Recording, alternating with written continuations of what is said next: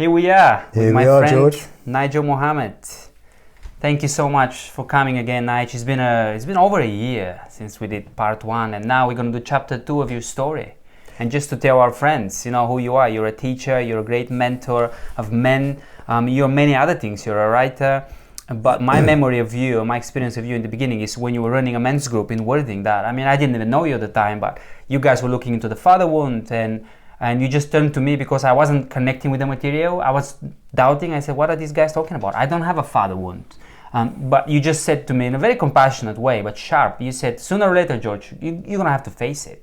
And then you introduced me to Gordon Dalby, whose books and material is fundamental to my development. So thank you for all those years of friendship, of mentorship, and here we are now. We want you to tell more about yourself, about your story, about what made you who you are. Yeah. Well, yeah. Thanks, George. Thanks for a really good intro and bigging me up. I've got to live up to it now, haven't I? So, yeah, this is chapter 2, and it's been a while. It was July 2022, actually. Yeah. So yeah, 14 months actually. Wow. So I was 20, I think, when we at the end of part 1 of my story. So yeah, I'm 20 now. Sort of picking it up, and I've just come out of prison. I was in Yugoslavia, hitchhike around Europe when I was 19 with a mate of mine, and wanted adventure, really wanting adventure. So I got the adventure, just not the adventure that I was wanting. But it was still an experience, and I came back and we moved up to London. And so I was living in London at 20, and in Clapham, South London. Did you live by yourself? No. We had a bedsit. Me and my friend Pete. Same guy. Yeah, same guy that I'd hitched around Europe with and was in prison with, although not in the same cell. We were separate. So we had a bedsit in Clapham South in South London near Balham. Okay. And because we didn't want to go back to our hometown. They'd heard about, the prison, and it was like people coming up to us all the time. I got a bit tired of it. So I'm living in London, and I eventually got a job in the King's Road, in a warehouse of this big shop, this kind of lighted emporium shop in King's Road. Which is interesting because it was just round the corner from Stamford Bridge, and we were both Chelsea supporters. Okay. So that was interesting. And my mate had a job in an antique restorer shop just down the road. So he was a close friend at the time. My mate Pete. We hung out together. We used to go up to football matches. Then we hitchhike around Europe, and was in prison, and then had this place in London, as I say. And he even ended up getting jobs just down the road from each other in King's Road. Oh. So it didn't last though. It was in a warehouse, because at the time, I had no qualifications when I left school, and I didn't really know what I wanted to do. I tried to get in the Merchant Navy when I was about 16 when I left school, but I didn't get in because I didn't have any qualifications, and I was really disappointed, actually, quite gutted. So I really wanted to do it. And I really wanted adventure even then, just after I left school, But it didn't happen. So no qualifications. I didn't know really what I wanted to do. And the job in London, in King's Road, it didn't last. I just gave it up. And you mean you suddenly just wanted not to have a job and not have money? I was kind of ruled by my impulse. I was very impulsive. You just didn't feel like working? No, it's not that. Because I was actually a labourer on building sites as well, because I did get other jobs on building sites. Afterwards? Yeah, afterwards, yeah. Okay, in fact, most of my 20s, I was basically an unskilled labourer. Okay. I worked on building sites, and factories, building sites, but I hated it. Right. I wanted more. Yeah. And yet, I didn't know what. You know what I mean? Interesting. Yeah, I wanted more, and I felt that I could do more.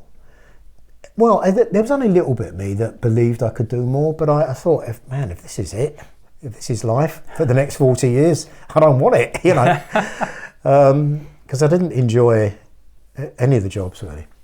But anyway, there was 2 or 3 things, big things going on in my life at that time actually. Okay. My mother, I'd come back from the States. She'd been living in America for quite a few years. And I hadn't seen her since I was 13. And even then, I only saw her for about half an hour at Gatwick Airport when she emigrated to Santa Monica. So she lived there with the guy. She'd married this Irish guy, had a little baby. So they had their little family. They went to America.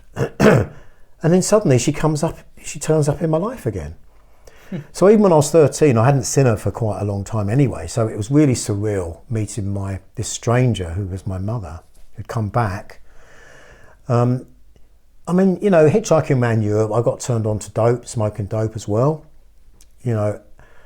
And I was changing, actually. I was changing. I started going for walks in the forest, things like that. And I was living in London, but I just was like changing. I got into poetry and... Was it a hippie thing? Well, I did actually then become a bit of a hippie, a bit later on. You know, but I didn't realise what was going on, but I was changing from when I was a reckless, you know, violent, reckless, lost, insecure teenager, getting in trouble with the police all the time, into sort of football, foot hooliganism, what have you, a little bit. But when I was 20, that big shift going on, you know, living in London, what have you. And I stopped the job, gave up the job in London. I was unemployed. I just walked around the streets of London every day. How did you find money? I gave out leaflets. I just got some job for some firm. It was like a sales thing, knocking on people's doors. I used to go out of London with them in their cars and just try and sell stuff. It was a sales job of some kind. I can't remember what. Right, so you had some work. Yeah, I had some work, but I hated it.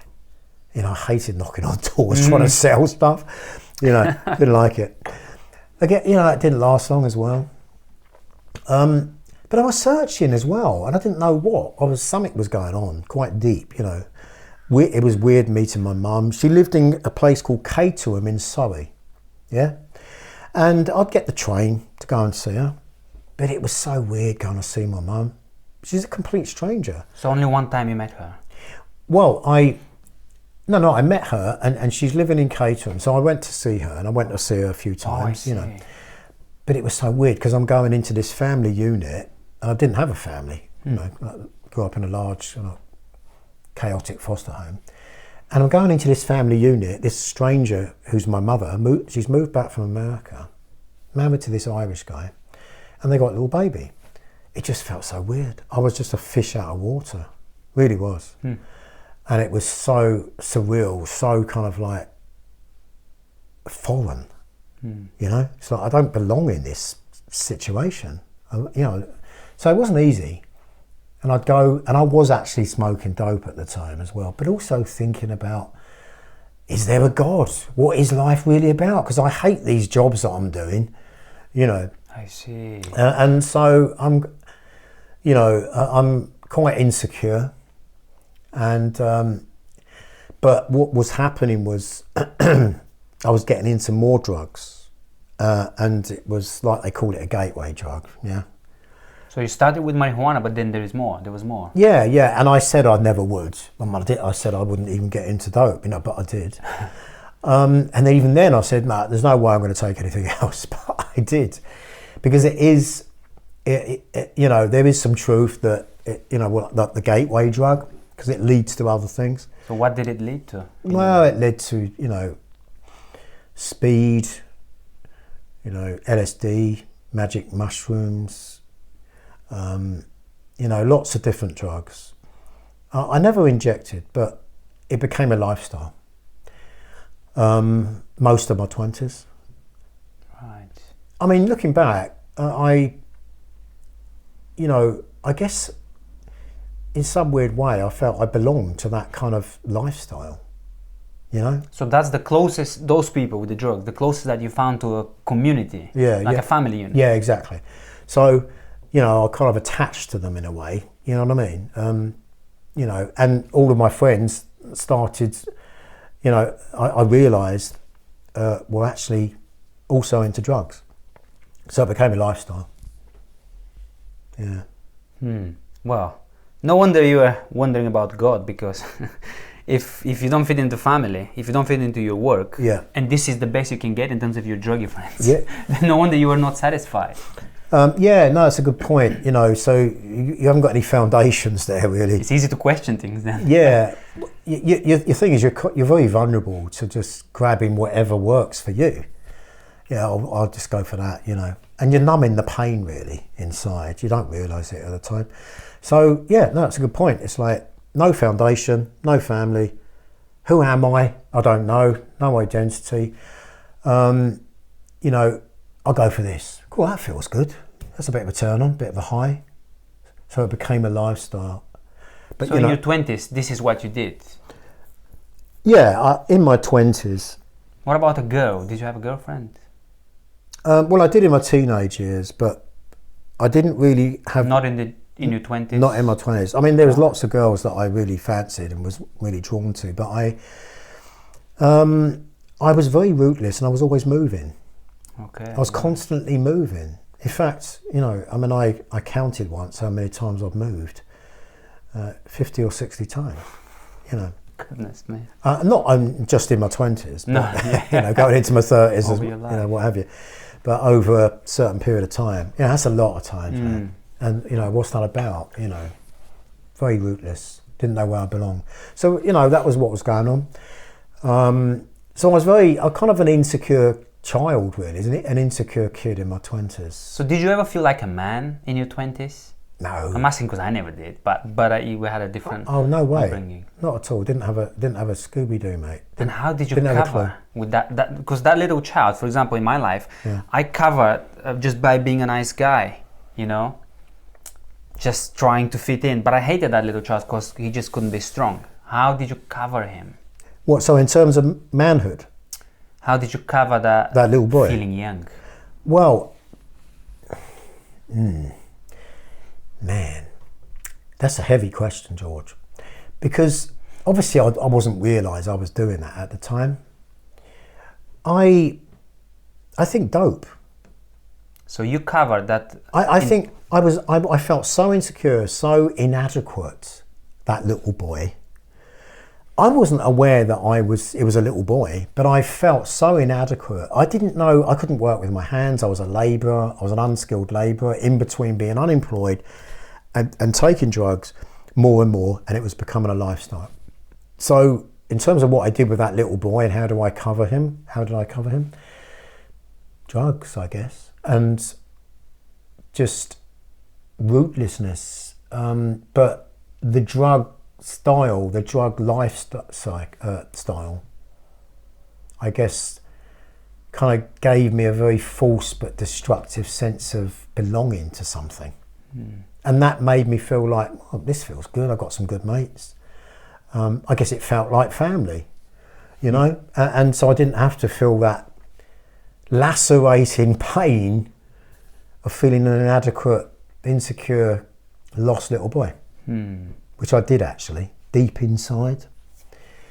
I think the lifestyle of drugs is what was covering that, in answer to your question, really. So I just lived in different places and going from job to job, and you know. So, and I'm asking this because in my case, you know, when I was feeling that little boy, and I hated that little boy in me, and at this time in my 20s. Well, maybe a little bit earlier, but with me, I felt alienated towards everything, including because I used to be into nature. So I started to, no, that's not where I belong, because I killed that little boy who was supposed to be connecting me to nature. Sure. And then when I go to other people's families, I'm like, no, that's not me. I didn't have a family unit like that to bond to, like, even though I did have a family. And then I would take drugs and drink and then find women. So that was my thing. I was, you know, I was going towards that. Pleasure and just bliss. The bliss, I just want to, almost like I want mommy. I want that female love and attention. But there were moments when I would be sober and it really would hit me, you know. And I was like, Yeah. Just there's sorrow. There was underlying sorrow. Yeah. Like with many people, they let down their guard in that way. There's anger. With me, the first thing was sorrow. Yeah. Always. So what in those sober moments when you just looked around and I'm like, and you were like, oh, look at my life. What was the first underlying emotion that would ambush you? If you can remember. I just felt so lost. I didn't have an occupation, qualifications, any tangible source of security, living from place to place, living by instinct. I was in survival mode. So the emotion was? So the emotion was, I just feel lost. I felt inadequate. I felt deeply insecure and just lost. It's like, what am I supposed to be doing with my questioning. life? Questioning. It's like, I don't know what to do with my life. I felt really, the emotions were painful in terms of feeling so lost, and I don't know who I am. I don't know what I'm supposed to be doing. So I'm living by instinct. Right. Lost. But also, I guess I was angry as well. I had an anger. Sadness, a deep sadness as I was changing, thinking about different things. But you didn't allow yourself to feel that too often, did you? Well, sometimes I had certain friends where, I had meaningful conversations with some people. Because in hippie circles, you do kind of philosophize a little bit about life, you know what I mean? So it's a different conversation now from a football culture. Right. Yeah. You talk about different things. You talk about different things of society, of life, and of because it's kind of anti-establishment. You don't realise you're becoming anti-establishment. But so the emotions were confusion, I guess, uncertainty, the pain of I don't know who I am and I don't feel good at anything, and how that cripples you. That deep sense of inadequacy, insecurity, that's what I was feeling, very deep down inside. And so if you just look at your life in your 20s now, your early 20s, so it's you living in your flat in London with your friend, drifting, and then every now and again seeing your mum for a while, and smoking dope and taking other drugs eventually. Yeah, I mean, I am thinking about other things of life, thinking about God and okay, so that's drugs. Where, because of the questioning, that's what led you to God eventually. I mean, it goes with hippie circles in a way. Not just hippie circles, but like I say, the conversations you have. Spirituality. And it's actually quite false, really, to be honest with you, because it's not true friendship. But nevertheless, I am changing. I didn't realise it at the time, but I'm thinking about God and spirituality and things like that. So there's a lot going on, man. I start walking through the forest. I start reading different types of books. I'm starting reading books that I'd never read those kind of books. Like what? Well, sort of philosophy books. Books about philosophy, psychology books. Wow. Carl Jung. Oh. I'm reading his biography over there. Oh, right, okay. But I'm reading Carl Jung at 20. Wow. At 21. Wow. And it's like, whoa, this is big changes, Who else did you? There was a German guy. Nietzsche? No. Hermann Hesse, I think his name was. I think his name was Hermann Hesse. Existentialism. Oh, right. Kafka. Franz Kafka. Right. And just philosophy. Different philosophy stuff. Getting into a bit of poetry. Trying to express myself. Actually really enjoying walking through the forest, Wow. Thinking, whoa, okay. I guess I'm becoming a bit of a hippie, But I mellowed out, from when I was an aggressive teenager. I'm obviously dope militia, but in those sober moments, it was actually quite painful because I'm having to face reality of like, I'm really quite a lost, insecure little boy, really. And because of that, George, those emotions, I didn't have confidence with women. Because I didn't have the confidence to kind of have presence, you know, and I felt a deep sort of inadequacy. I don't know how to do this. I don't know how to pursue a woman and actually offer something that is good and strong, you know. Well, it needs to come out of a foundation which you didn't have. I didn't have the foundation. So if you're standing here on solid floor, Yeah. now I can talk to you, I can address you. Exactly, But if I'm yeah. standing on mud and sinking, I'm worried about sinking. Can't see you Exactly. properly. That's right, because you've got an insecurity going on. Because you've got to like, actually, you know, can this hold us, this ground? You know. Yeah.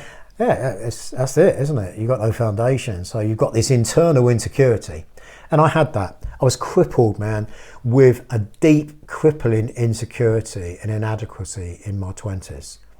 Numbing it with drugs, more and more.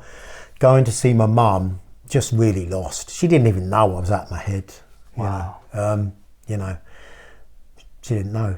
And she's a stranger to me. You know, I'm a fish out of water. This feels really alien and not great because I don't fit in. It's like, yeah, you're the one who put me in that foster home when I was a kid, weren't you? You know. And she's trying to, like, I guess, make amends for that somehow. Right. You know what I mean? And it's like, yeah, whatever. Because I'm not really, there's nothing going on in terms of relationship being built. It's not happening. And how long did it continue, that charade? Because it was like a charade, wasn't it? You meeting her and trying to build a relationship that just wasn't happening. Months or years? Years. Oh, I see. Years. Right, okay. Because we never got to know each other. Right. I mean, it lasted, I mean, she died, you know, about 6 years ago. But it never, you know, obviously we change as we get older, but in terms of a charade, it's an interesting... You never became a family? No, not at all. Not at all. No, I never moved in with her. I didn't really want to, but I mean, I later found out that actually the guy she was married to didn't actually want me to be part of the family. I found that later on in life after she died a few years ago. But that kind of carried on. So we never really got to know each other. I never got to know about her life in Trinidad, for example. She was from Trinidad, Caribbean island. So yeah, very reckless. Again, a different type of recklessness in my 20s from my teenage years. You know, whereas it was crime and kind of aggressiveness in terms of football culture, you know, going into that, it's now drug culture. Right. But I'm still kind of a little boy really inside. Right. You know right. what I mean? Yeah.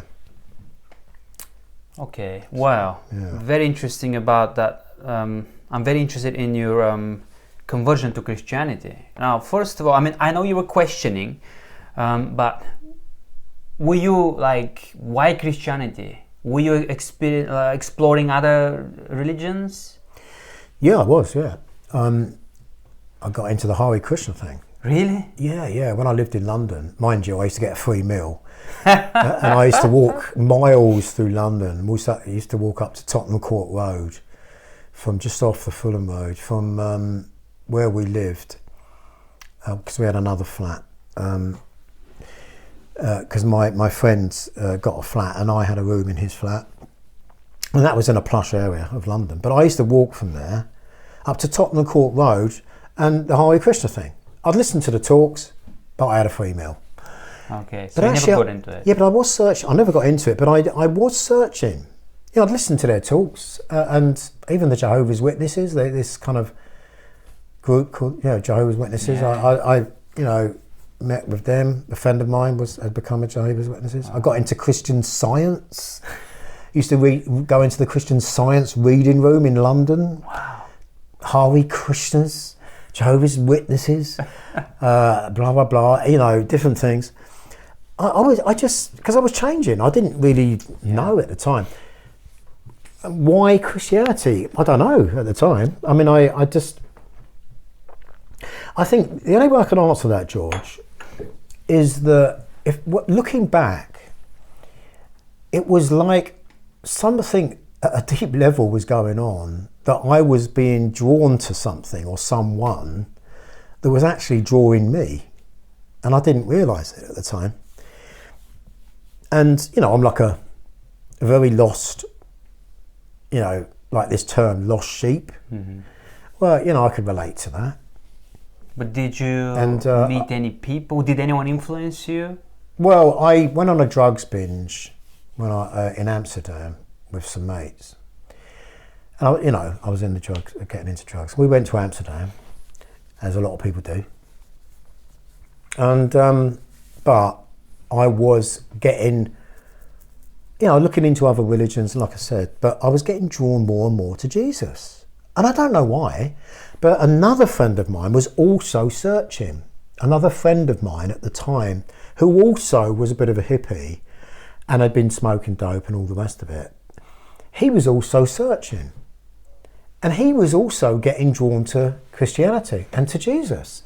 So I used to meet with this guy who became a friend. And he was from my hometown. But I never moved in his circles. But all of a sudden, I'm hanging out with this guy all the time. Used to meet him over the park and we'd talk, about all kinds of stuff, Now, he had a different childhood, nice family, middle-class family, grammar school. I'm just completely different. And he lived across the other side of town. But I'm hanging out with him and we're talking about God and Jesus, So that was actually an important part of that journey. Your friend. Yeah, my friend. There's always someone, isn't there? There's always someone. So, so I had those conversations with that friend were actually really important, because I wasn't just on my own, because what was going on inside of me was also happening with my friends, who became a good friend actually.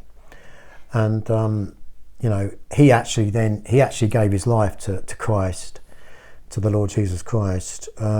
He just surrendered his life to Jesus, But just for to go back to the background, your name is Mohammed because your mom was Muslim. Yeah, exactly. I get asked that quite a lot. Did you ever look into Islam? No, I didn't. Why not? I don't know. It's a good question. I don't know why. And I never have done. I don't know why, George. Isn't that interesting? Very interesting, yeah. Yeah, because, It's a very masculine movement, Islam. Well, it is. That's right. And a lot of men are drawn, especially black men, they're drawn to Islam because they have a bit of a cause. That's a holy war, you know what I mean? All of that. And it actually is very blatantly masculine, isn't it? Which is not, at least at root, it's not a bad thing. No, of course it's not. It's not a bad thing at all. But you can, and what I'm saying is that you can understand why certain types of men are drawn. Yeah. It's like, this is quite a clear masculinity here. Whereas Christianity doesn't have that blatant sort of masculine thing. Well, the Western Christianity does. Or the Western Christianity. And I've got a problem with it. This is not about you what and me I both. feel, but I wanted to ask you about, because you mentioned Jesus a lot. So how did you feel, and I'll explain why I'm asking this. How did you feel about God as a father? Because I have a huge problem with the Jesusification of everything, if there's such a word. Because when you look at churches today, and I don't think it ever was like it always was this way. When you look at churches today, it's all about Jesus and it's all about Jesus, but they're not very successful, are they, in terms of drawing people, especially men. But when you look at what Jesus stands for, he said, "I come to reveal the Father. You've seen the Father." So it's like Jesus saying, "I come to do the work of Father God and bring people to Father God." But people seem to be just obsessed with Jesus and forgiveness of sins and making everyone feel guilty about that, but it never progressed into fatherhood. Because our wound, I don't have a best friend wound, I don't have a brother wound, I have a father wound. You know what I mean? And so do you, and so did you at the time. So how did you feel? I know you're looking into Jesus, but when there was a mention of father in religious settings, like as a father God, how did you feel towards that? Did you have any opinion on that? Well, this is a good question, but that's kind of jumping a little bit ahead. Sure. But and I will get to that. Okay. But it's like I'm searching and I'm getting drawn to Jesus. I'm having conversations with my friend. I'm in the drug scene. I'm smoking dope. Blah blah blah, and feeling lost. Who I am and all the rest of it. Those conversations became more intense and meaningful to me. because my friend, who was he was different. I never moved in his circles, like I said, and it's like I would naturally not hang out with this guy. You know what I mean? He just lived in a different world to me. No, he was also a football supporter, but he was quite middle class, but he was a football supporter, the wrong team, obviously. Man United, I was Chelsea. But he's talking about Jesus all the time. Right. And I'm getting drawn to Jesus. And, he's like reading books and I'm reading books and we're talking about them. And it's like, this is different from what I'm used to. Because, okay, yeah, I've got hippie friends as well. And we talk about stuff. But it's like, this is all centered on Jesus. And we're getting drawn to this person called Jesus, who claimed to be the Son of God. It's like, whoa, that's pretty big, in terms of the Father thing, that kind of comes a bit later. So the long and short of it is, George, is that, I got into, like I said, different religions and what have you. But it basically got honed down to Jesus. And look, I don't know why at the time. I was just looking at different religions and thinking, you know what? This Jesus, some of the things he says about himself in the New Testament, it's like, man, this is radical. It's like, there was a guy called, a Christian writer called C.S. Lewis. And I remember... his biography right there. Oh, right, there you go. Well, I remember he wrote a book, and he said, look, he is either a lunatic, something like that, or he's either the Lord. Right? He's either the biggest hoax in history. He's either the biggest liar, he's a lunatic, or he is the Lord of heaven and earth who created the universe and came and died for us. So there's no middle ground. And he said, let's be not having anything to do with this patronising nonsense that he's a good teacher. Right? He is either God Almighty in the flesh, or it's like, whoa, this is like really major stuff. And these were the things I was thinking about with my friend Andy, okay?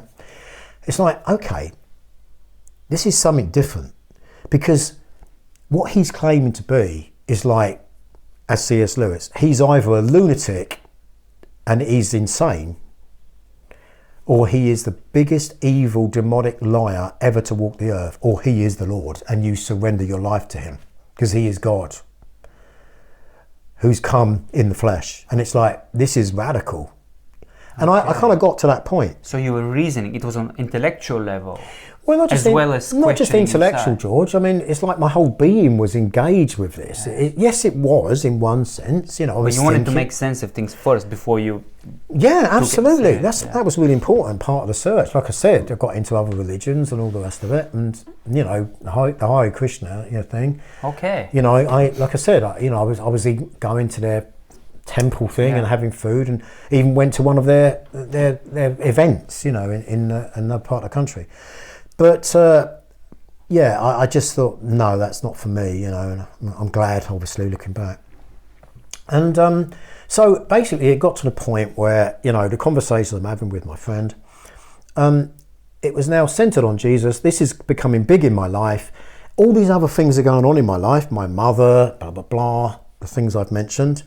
I'm living in London, but I actually moved back to my hometown as well. Horsham. Yes, in West Sussex, on the south coast, not on the south coast, but it's about an hour away from the south coast of England.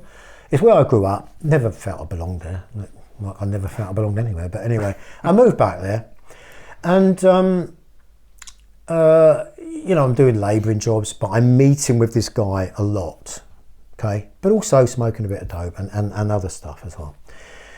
And my friend actually gave his life to Christ. What did that look like for him? Because when people say that, that's a very religious. Yeah, I know it is. Cliche, it is. I don't know how else to say it. It's like, don't get me wrong. You know me. Yeah. It happened to me in Africa when I had to surrender my life. But to me, it was because of pain. I didn't care about the theology. You know what I mean? I was whatever works, man. I'm in pain. I'm cutting myself. I want to die, and then. Yeah, but that's what happened. Yeah, although what I will say is that, of course, there's connotations that puts lots of people off. You use these terminologies and they can be stereotypes. Oh no, not one of those born again Christians again. give me a break, and lots of people react like that. Yeah. And partly I understand, because it has kind of connotations. Oh, the church, yeah. Oh, Christianity, yeah, right. Didn't they help to enslave people in Africa?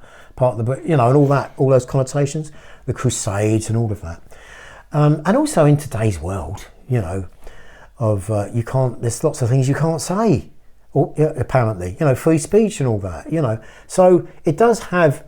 It can be a bit of a trigger for some people. And some Christians are quite good at being a bit mad, crazy. Yeah. At least from what I see, exactly. Like the political extremes. I'm like, man, I don't want anything to do with either. Yeah, exactly. Because there's plenty of people that wear the Christian label. And I don't mean that in a derogatory way. Extreme. But they confirm the stereotypes that people have.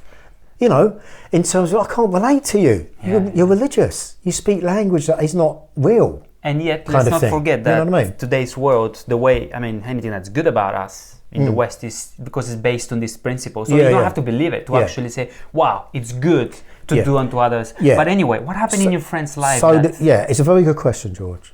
What does that look like? That's a very good question. And it's not easy to know how to answer that, because it's like immediately you go into stereotype sort of answers. What did you see? Oh, he became born again, and he was a new creation, and all of that is true. But what did you see? It has truth. He was totally convinced, and he knew, with all his being, that Jesus Christ was the Son of God, and that he died on the cross for our sins, and he is the only way to God. So something must have happened in him rather than him thinking about it. Absolutely. It's like, but I was near, actually. Right. And I knew what he was talking about, because I also, funnily enough, what he believed now about Jesus was completely, radically different. Because before, it's like, he's looking at the claims of Jesus, right? Jesus is saying things like, I am the way, the truth, and the life. No one comes to the Father except through me. Whoa! What about other religions? You can hear people's, protest and offence. Oh, that's so narrow. You hear it all the time. But, if there's one God who created the universe, I guess he has the prerogative to say, this is the way to find me. You know what I mean? But what did you see in Andy's life? What did I see in him? He stopped smoking dope, just like that. That's pretty big. He even stopped smoking cigarettes, just like that. Wow. And, because he smoked a lot, and also, like I say, he smoked a lot of dope and took acid and things like that as well. It was what he believed about Jesus. That's what changed. And it changed him from within to the point where it so reorientated his whole inner being and his way of thinking. It changed his way of thinking. And it starts in the mind. And how did that affect you? Observing that. Well, funnily enough, like I said, I agreed with what he was saying, because I was very near now to, what can I say, realising that Jesus actually rose from the dead. And he is the Son of God. I was near to that. So actually what he was saying, he'd stepped across the line. It's like, no, Jesus is Lord. Jesus is Lord. There is no other way to God. He is the only way. Stepped across the line and you were near to that. Yeah. What did that look like for you? Because people hear us talking, it's like it's just intellectual. Well, I stepped across the line, I changed my beliefs. But like for me in Africa, I had to surrender. Yeah, exactly. And surrender is very tricky. You think that it's easy to surrender, it's not. Well, for example, the kind of commitment that Jesus actually asks for is is radical. In other words, if I don't come before your mother and father, brother or sister, your son or daughter, you cannot be my disciple. You take up your cross and you follow me, and you die to yourself, and you will be hated by the world. You'll be persecuted, just like I was. And you will suffer, just like I suffered. But you will know the power of my Spirit, and I will be with you always, and I will never leave you. I will never ever leave you. I will be with you always. Because some of the things he was saying and claiming to be, it's like the only way to God. it was make or break. It's like he was closing the deal. He was cornering my friend. And it's like being cornered, and you're in the corner and you've been cornered, and he's closing the deal. It's like you've got nowhere to go. Jesus Christ or nothing else. He is the only way. And he closed the deal with my friend, and he was closing the deal with me. Because I was already believing that I actually think Jesus is the Son of God. I was struggling with the Trinity, that God is Father, Son, Holy Spirit. I was struggling with that. My friend Andy, like I said, gave me a book that really helped me with that. That was just one thing I was still struggling with. So, in other words, he had changed in the way he thought and what he believed about Jesus. And you liked that. When you saw that, you said... Well, he changed from within. His thinking changed. In other words, he was convinced, and he knew without a shadow of a doubt that Jesus was exactly who he claimed to be in the New Testament. Okay? It's like, yeah, he had no doubt whatsoever. And is this how you did it then? You just said, you know what? If he can surrender, I can surrender. I want the same. Is it the same how it happened in you? Yeah, it's you have to understand, you have to count the cost. Did you? Because, Jesus uses this word called disciple, right? So that's what you see in the New Testament. It's like... Sure, I know, but don't teach us. Tell us what happened I'm not teaching you, George. I know you're a teacher, and we'll talk about it. Yeah, I know, but what I'm saying is that this is what Jesus asks of me. He was asking, you become my disciple, and this is what it means. It is a very radical life change. You give your life to me and you surrender. So it's called repentance. And all that means is that I've really messed up, and I've lived my life for me in a very self-centered way. I haven't even given God a thought. And it's like, and if there is a God and then he created everything, then he created me and everything. It's like, yeah. So repentance, and although it's like a biblical term and people have a problem with it. It literally means turning around. It literally means just turning around. You're going one way, but it's a U-turn, not a fork in the road. You know what I mean? It's a radical life change where you give your whole life to him, because he gave his whole life for us when he died on the cross. So you know what I'm saying? It's but not also, like, if God made you, I mean, it's not like he's. In other words, what he asks of us, he's already done himself.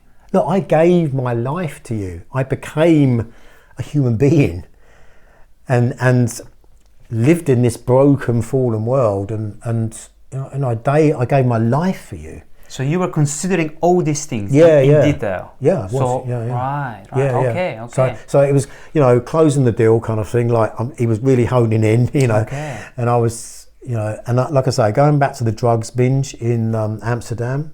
And what were you feeling inside? Longing, hope? Well, I felt such conflict, because I was like still wanting to take drugs, but I was thinking, I think Jesus could be the Son of God, and yet I'm on a drugs binge in Amsterdam. What made you think that drugs are in conflict with that? Some people don't have I don't know. I think I was probably getting near to Jesus. It's like, okay, yeah, drugs and Jesus, they don't really go together. So maybe, and maybe I'm wrong, I'm not putting words in your mouth, but could it be that you were feeling subconsciously that you were using drugs to suppress some of your emotions, like loneliness and pain, and you're thinking, hold on a minute, if I'm to fully give my everything to God, including my spirit, then my spirit can't be suppressed.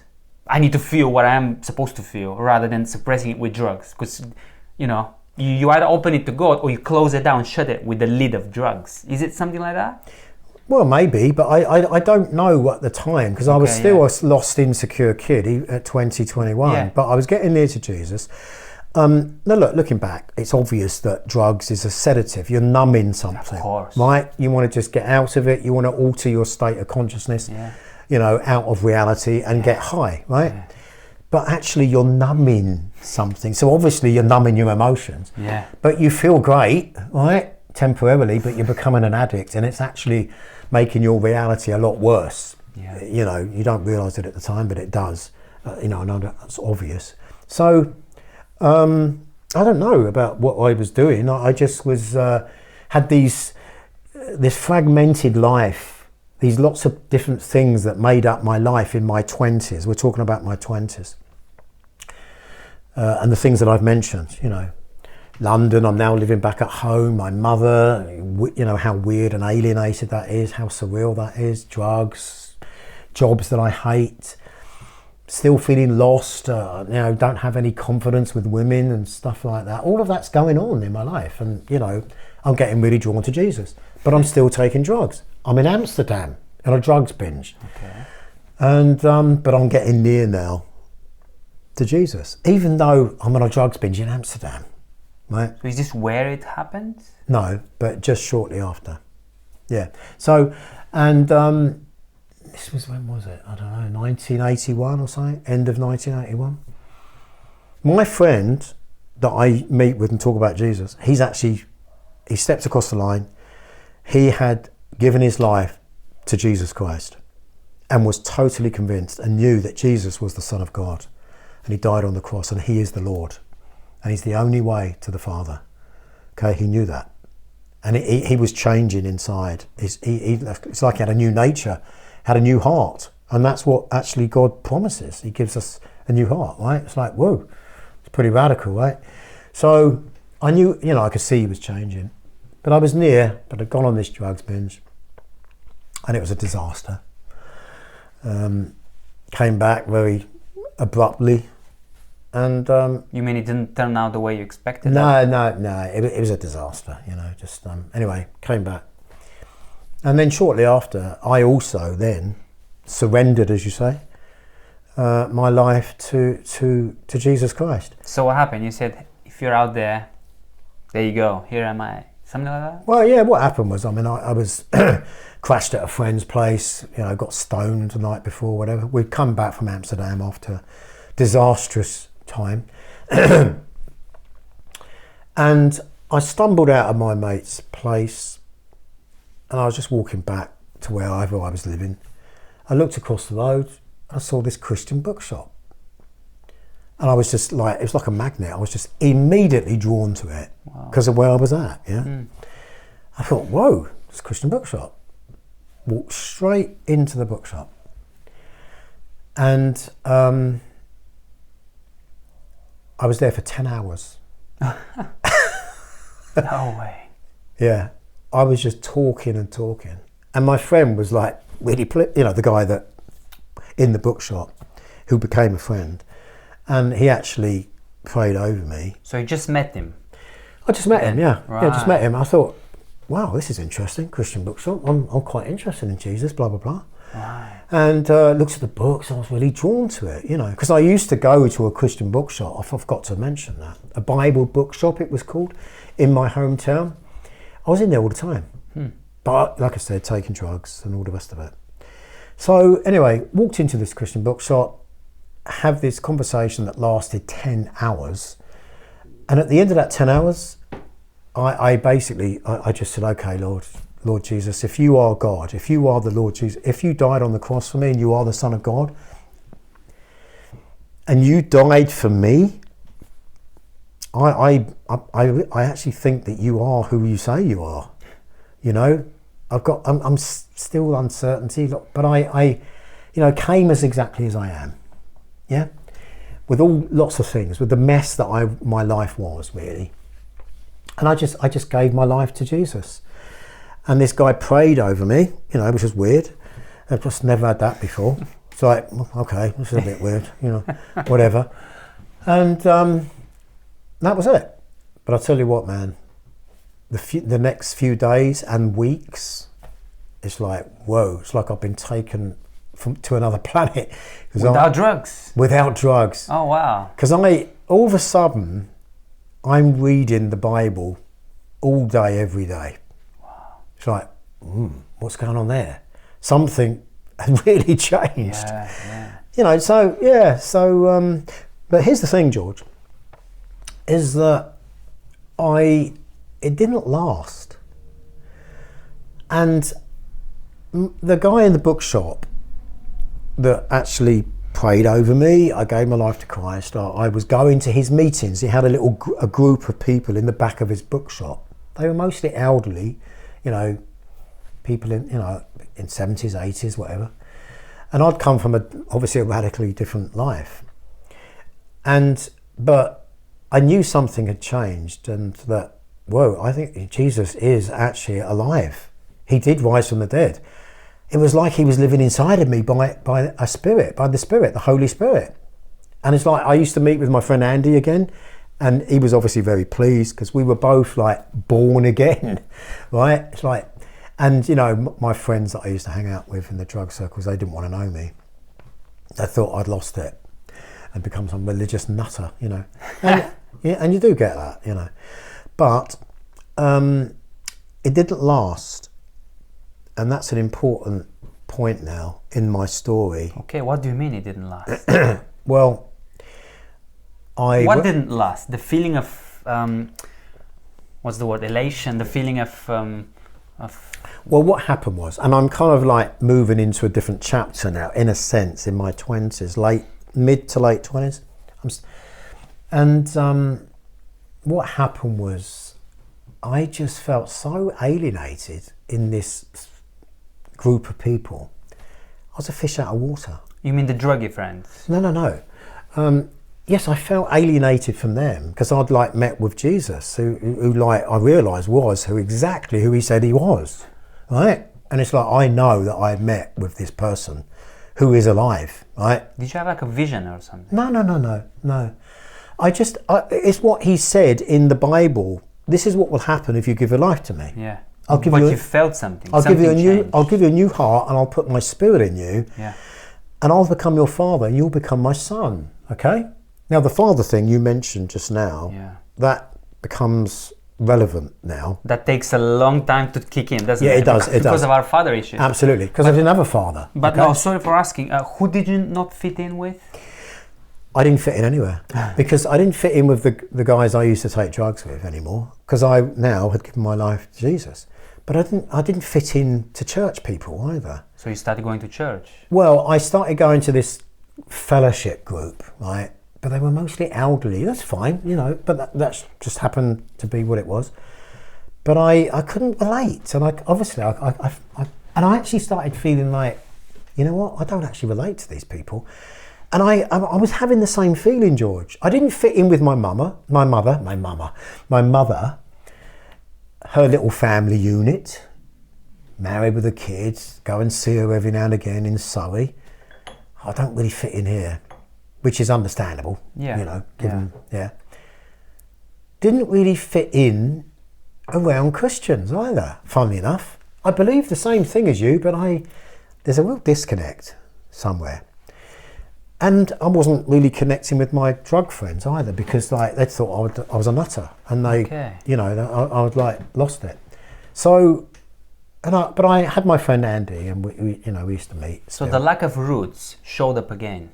Yeah, this is it. You see, so this is where my childhood in the large foster home, and the chaos and the insecurity and everything about my teenage years, lack of identity, and all the rest of it, really sort of came to the surface, and I just started feeling alienated. I thought, I don't fit in here.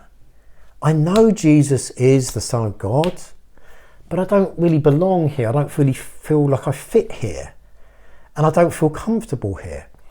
So basically, I went back to my drug friends. But do you know what? Looking back, it's like, and they welcomed me back. Welcome home, welcome back. I remember them saying, welcome back. So they forgave you that you've been religious? Yeah. It's like, welcome back, you've become normal again. When they couldn't have been further from the truth, actually. But I went back. But you know what? It's only much later, actually, George, when I realised what was going on. And it was about attachment, belonging, identity. Yeah. Okay? Because it's like, okay, didn't have the family. Tried the football crowd, football culture, started changing, become a bit of a hippie, drug scene, become a Christian. But then I don't feel like I fit anywhere. Where do I belong? Don't fit in with my mum and her little family thing. I don't really fit in anywhere. And it was really painful, actually. And so I went back to my drug friends, and that lasted a few years, and it became a lifestyle. Okay, very interesting. Sorry to interrupt. Now, very interesting, Nigel, and you know about this. I'm fascinated by how it shows up, the lack of root. It shows up even with people who are like really high up, like on the straight and narrow, so to speak. I mean, I know many church people who struggle with relationships in their 50s and 60s, but they haven't revisited the old stories. They haven't actually gained that attachment. You know, Morgan Snyder in the Become Good Soul podcast and blog, he talks about attachment. Yes. And he talks about what happens when there's no attachment, when there has not been no attachment in childhood. And I've worked with quite a few people, including myself, where I've had to revisit and reattach to, I kind of, without getting weird, I don't know how to say it, but to aspects of my parents that are still within me that I haven't been able to be introduced because of the lack of knowledge at the time, I guess. And then that makes me easier to connect with people today. And I find that fascinating how people who have not had good attachment history, they think that even that by adopting new religion, spirituality, they think that they can just move on. You can't. It's still in you. You need to revisit that. But of course, when you have an awareness of God, this should lead you there. So how did you live with the awareness of God and taking drugs? Like how'd that work out? Oh man, that's a good question. Very good question, because I'd be out of my head on acid, LSD, tripping out of my head, or magic mushrooms or whatever. But I knew that Jesus was the Son of God. I've got a really painful memory of what they call a bad trip. Bad acid trip, LSD, because it's hallucinogenic. Had a real, what hippies call a bummer. A bum trip, right? I had a major bum trip, man, at this festival, and dropped some acid, as they say. And I had a really bad trip. Really nightmare of an experience. Describe it quickly, because I really haven't never tried that. What I was seeing, I was talking to people who were sitting in the air, and I'm talking to them, and they're sitting cross-legged in the air in the sky, and their faces are distorting in front of me, and it was really kind of out there. Did you know those people? No, I didn't know those people. I was just at a festival. I mean the people who you were seeing, whose face were distorted. Did you address them as were they someone you knew? Yes. In fact, I remember I was looking up at the sky, and this guy was sitting in midair, and I was talking to him. Well, he was one of the guys that had dropped acid with me. And yet I'm talking to him, and he's sitting in the air, and I'm sort of talking to him, really weird. But scary. But you know what? I actually got really scared. I freaked out because what I was seeing was freaking me out. People's faces just melting in front of me when I'm talking to them. Wow. Right? Really scary stuff. And I'm actually crying out to Jesus. And I remember talking to my mate, who also was a backslidden Christian actually at the time. In his teenage years, he was a Christian, but he's like a major hippie guy now. But he actually, I'm kind of moving in his circles now. But he knows who Jesus is, but he's like lived in denial for a long time, became a major hippie, really long hair, all the rest of it. And I had a big bushy beard and long hair and all the rest of it. And I was a kind of a hippie at this time. But the acid trip, the drugs, it was really scary. And I remember talking to this guy, and we're sort of saying, yeah, Jesus and the love of Jesus. We're talking about the love of Jesus because I'm trying to think, my name is Nigel. I know my name is Nigel. I am so checked out of reality. I didn't even know my name. Somebody's having to tell me who I am. Yeah, your name's Nigel. Yeah, okay, that sounds familiar. Yeah, your name's Nigel. Yeah, do you remember Nigel Mohammed? Yeah. Yeah, that sounds familiar. Okay, yeah, right, okay, I'll hold on to that. I was really out there, man. And it was scary stuff. But do you know what the most scary thing was? I thought I was like that for the rest of my life. I thought that was it. Wow. I thought I was insane. I thought I was losing my mind. So you were aware of you losing your mind? That's what I believed, I was losing my mind. And I believed that was it for the rest of my life. I'm telling you, man, that was the scariest experience. Communist prison when I was 19, getting beaten up, right? Big time by the police. That was a walk in the park, man. Compared with believing that I have lost my mind and I'm hallucinating and I'm thinking that and believing this is for the rest of my life. I can't even tell you how scary that was. Lots of people have had bad trips. It's very, it happens, but Yeah. So, you know, obviously it didn't last and I came round and all the rest of it. But you know what? I still didn't learn from it. I still carried on dropping acid and magic mushrooms and hallucinogenics and snorting speed and all the rest of it. Now I understand. So I got more and more but away from Jesus, and yet I knew, I mean, I'd be out my head on mushrooms, magic mushrooms, which is hallucinogenic like LSD, and I'd be talking to people about Jesus.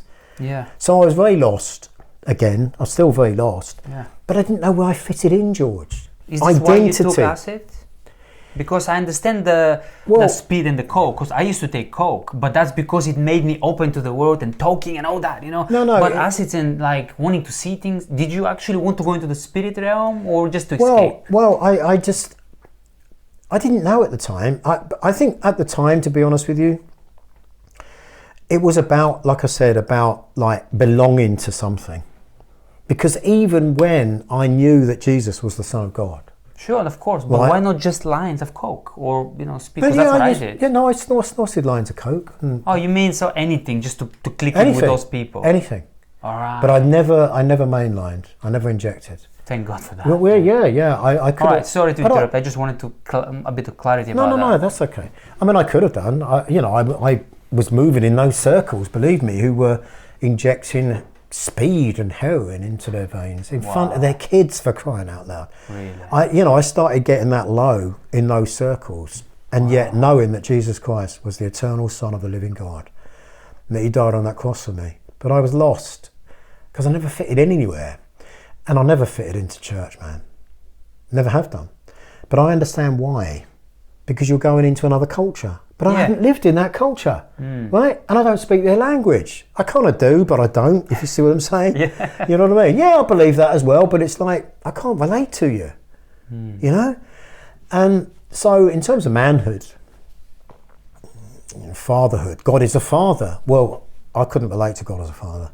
This is where that father wound thing you mentioned. Okay. And I couldn't relate to God as father, and it was painful. I thought, God is my father. I knew Jesus was God, you know, and Jesus was Lord. Believed in the Trinity, you know, worked that one out. Well, worked it out. I mean, I believed it, you know.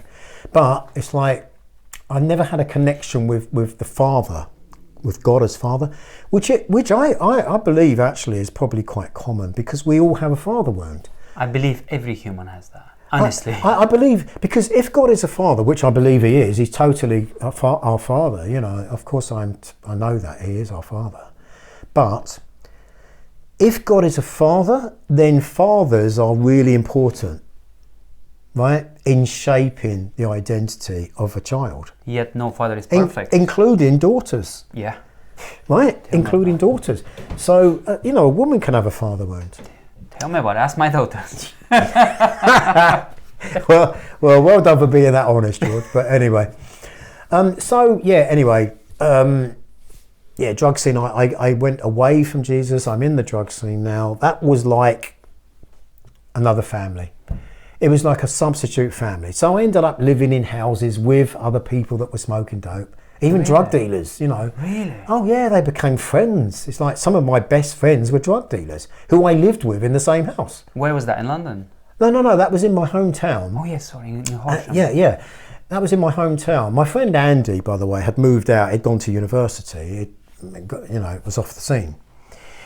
But, you know, living in a hippie house, it's like drugs were always available, because it's like, there's a couple of dealers that are my friends. It's like, it's always there, right? What about the police? Did the police visit often? Well, yeah. What to indulge as well? Well, I mean, I think maybe a couple of times we had a couple of run-ins, whatever. But you never got a major arrest or a trial because of that involvement with those dealers. Funnily enough, it never did. Oh wow. Yeah, well, you know. Who and knows? how long did it last then? That new family of yours. Well, I mean, it was a few years that I was kind of a bit of a hippie, really. And, you know, I even looked like a hippie, you know, stereotype hippie. I grew my hair long, I grew a big bushy beard, and, you know, just the clothes I wore, even the way I talked. You know what it's like, it's a subculture. Yes. It forms your identity. Yeah. You know what I mean? And yet deep inside, George, I was still a lost, frightened, insecure little boy. that knew that Jesus was the Son of God, and probably believed that I have really messed up and I've blown it with him, because it's like, yep, I ain't following Jesus anymore, you know. But you know, I did come out of that lifestyle, and I did then begin to follow Jesus again, and I've never looked back, actually. But I mean, when you say come out, was it gradual, or did things happen? Did something happen? Yeah, again, a very good question. It was a bit of both, actually, because I realised I was doing myself harm. I was like, when I lived in this house with a couple of drug dealers and other people, and we were all like just dope heads really, but also other drugs as well. We just like, till 6 a.m. we'd be taking drugs, you know, and then sleep in till 3 p.m. or whatever, and then just repeat it. It was just, it was so destructive. But what happened was, that's it, I got in trouble with the police again, which I hadn't been for a while, actually. But I did something, I broke the law, I think, and I was on probation or something, and I had to do something called community service, right? Yeah. Where you do something for the community, right? Where it's like paying a fine, yeah? And I did that. But what happened was, my friend Andy that I told you about, he was in university in Lancashire, in the north of England. And he had a house. And I remember him contacting me. He said, look, I've got a house, right? We've got a room in a house. And the guy that I did acid with, that I mentioned, that was a Christian in his previous life, he was also wanting to get back with Jesus. And we had this opportunity to move up to Lancashire, move into this house with my friend Andy that I told you about. Yeah. And actually try and get our act together. Okay, that's good. With God, right? So that's what I did. So I did the community service in Lancashire, in this town in Lancashire, living in the house with my friend Andy, this other guy that I did the acid trip with, who's now wanting to also get his life together with Jesus, and this other guy. And we're all kind of ex-hippies, really, you know. We all got long hair, you know, blah, blah, blah, blah, blah. But wanting now to kind of like, yeah, we need to get our act together. We need to be serious now about Jesus. Andy was actually already serious. He didn't go back into drugs. But, you know, so there we are, we're living there. And I got back with God. I got back with, I changed. I repented, as we say, like I did earlier, previously. I gave my life to Jesus. I had to repent again. And actually, God, I've really screwed up here. I've messed up big time. I've turned against you. You know what I mean? Yeah. But, you know, true repentance, which is just changing your mind. Yeah, it's not like he doesn't know. Yeah, it's just like... oh, really? When? It's a U-turn. You know, it's like you come around. And again, I did that again. Yeah, what people don't know is End of my 20s. When you do things like that harm your spirit, there's no clarity of spirit. Yeah. So when people say, you know, I'm just standing for the sake of people, at least my understanding very often is like something numbs you, and then it's not like God has left you, but you're not aware of God anymore. Yeah. And then when you say, oh, look what I've done, and you remove that numbing thing, you got the clarity of spirit now to pursue spiritual goals. Yeah, but I'll tell you what, George, there were some radical things that happened very, very shortly. Okay. Which I will talk about, but maybe we could have let's have a break. Bit of a tea break, yeah? Let's have a break. Good start. And wet me whistle, yeah, as they say. I'm going into my 30s now, and there was an event, there's a couple of things that, when I repented, I was going to a local church, hated it, didn't feel I fitted in, fish out of water. I went overseas on what they call a mission trip. Okay. To Southeast Asia. And I loved it.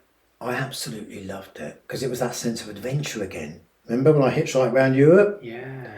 So this happened after you came back from Lancashire? Yes, yeah. Right. So, was attending a local church, couldn't wait to get away. got accepted with this missionary organisation, was in Southeast Asia, and I loved it. I absolutely loved it. And I met these two American guys who they were two kind of ex-hippie guys. And I got on so great with them. I felt like I'd known them my whole life. We just connected, man. And I really wanted to stay with this mission organisation, but it didn't happen. And then something really radical started to happen. There were two things. In the next 2 years, something really extreme happened in my life. And that is when I came back from Southeast Asia, which I loved, and I experienced the first time in my life a sense of family. Okay. Right? With those missionaries? Yeah. Right. Because I lived in community with them. Right? And I loved So what was that like? Well, it was bittersweet because it was fantastic because I was getting a taste of something that I'd never had in my life up to that point, ever. No sense of family, no belonging, who am I kind of thing, what am I good at? But now I'm going all out for Jesus, okay? And I'm on the mission field in Southeast Asia. I even work with the triads in Hong Kong. Wow. And, and with a woman called Jackie Pullinger, who has worked with triads for I've heard about her. 30 or 40 years or more. So I spent some time there, not long, but, and I met these two American guys, got on really well with them, really spoke their language, not just because we're hippies, but also because of our struggles in life, how we felt like we didn't fit anywhere. They really spoke our language. And I came back and I went into crisis. Something happened.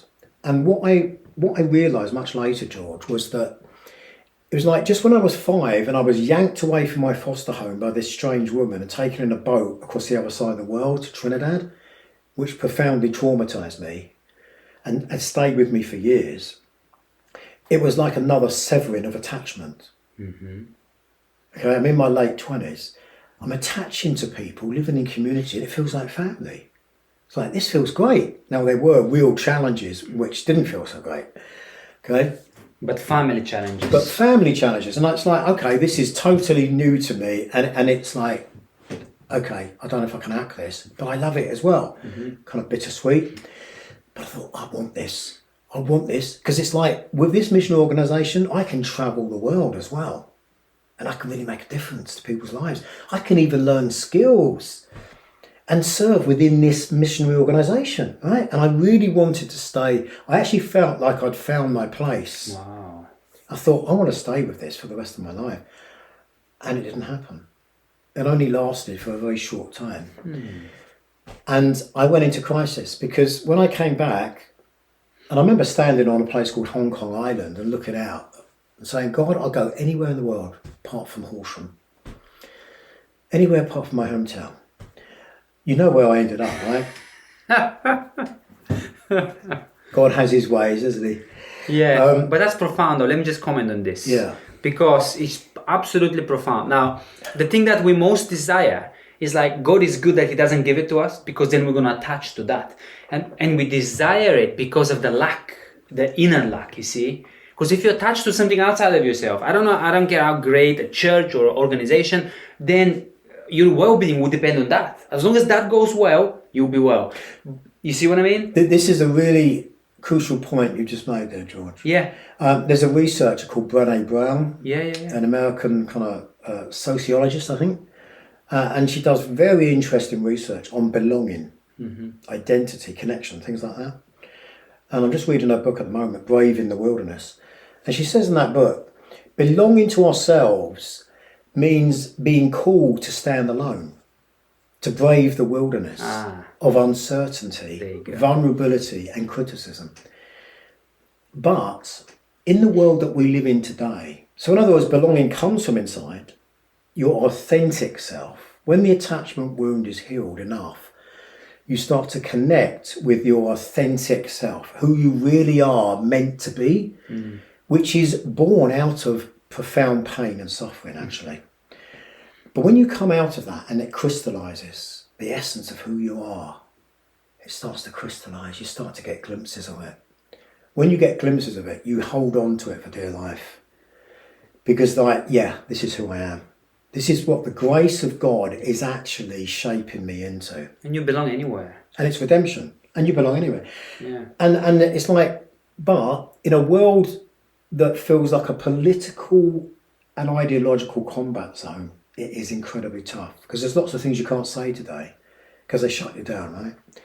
So, now, Brené Brown was very influenced by a black poetess called Maya Angelou. Oh, yeah.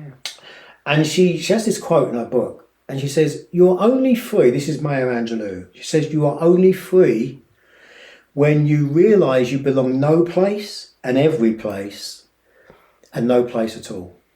The price is high, but the reward is great." And she struggled with that for many years, but then she got it. Belonging comes from inside when you connect with who you really are, especially out of a long journey of not belonging, no connection, attachment wounds, and the pain of all of that identity confusion. And facing that inner story. And facing that, which goes into your inner child, actually. Yeah, and most people don't want to face that for a good reason. In the West, we're not actually taught or facilitated to do that. They don't want to go there. No, and I hate how there's a verdict on you. Because this is, let's say you're now in your 50s, 60s, you know. Let's say you say, well, that's been the story all my life. And most people look at you and say, well, that's it. I mean, I haven't changed so far, so that's going to be it. But it's not true. Yeah. And I just keep sort of hammering that down because in my my first book, The Father Wound, I was just telling you about this off air. I felt compelled to add this chapter at the end of it, called Honor Thy Father for Your Own Sake. Right. Because a guy, a very close man to me, very close to me, not that long ago, something happened to him in terms of healing that attachment that he never had. He never had that. Yeah. His father was completely worse than an alien, because an alien at least you're curious about. Yeah. But he was something that he never wanted any part of for a good reason. And yet, when recently his own inner child, I guess you can say, you know, the younger aspect of him was allowed to turn back to the deposit of his father within him. Yeah.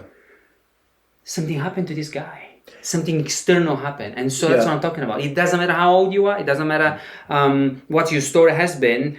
Things can change. And that's why we're talking about these things. We're not just bringing up, oh, well, some people never belonged. This is a lie.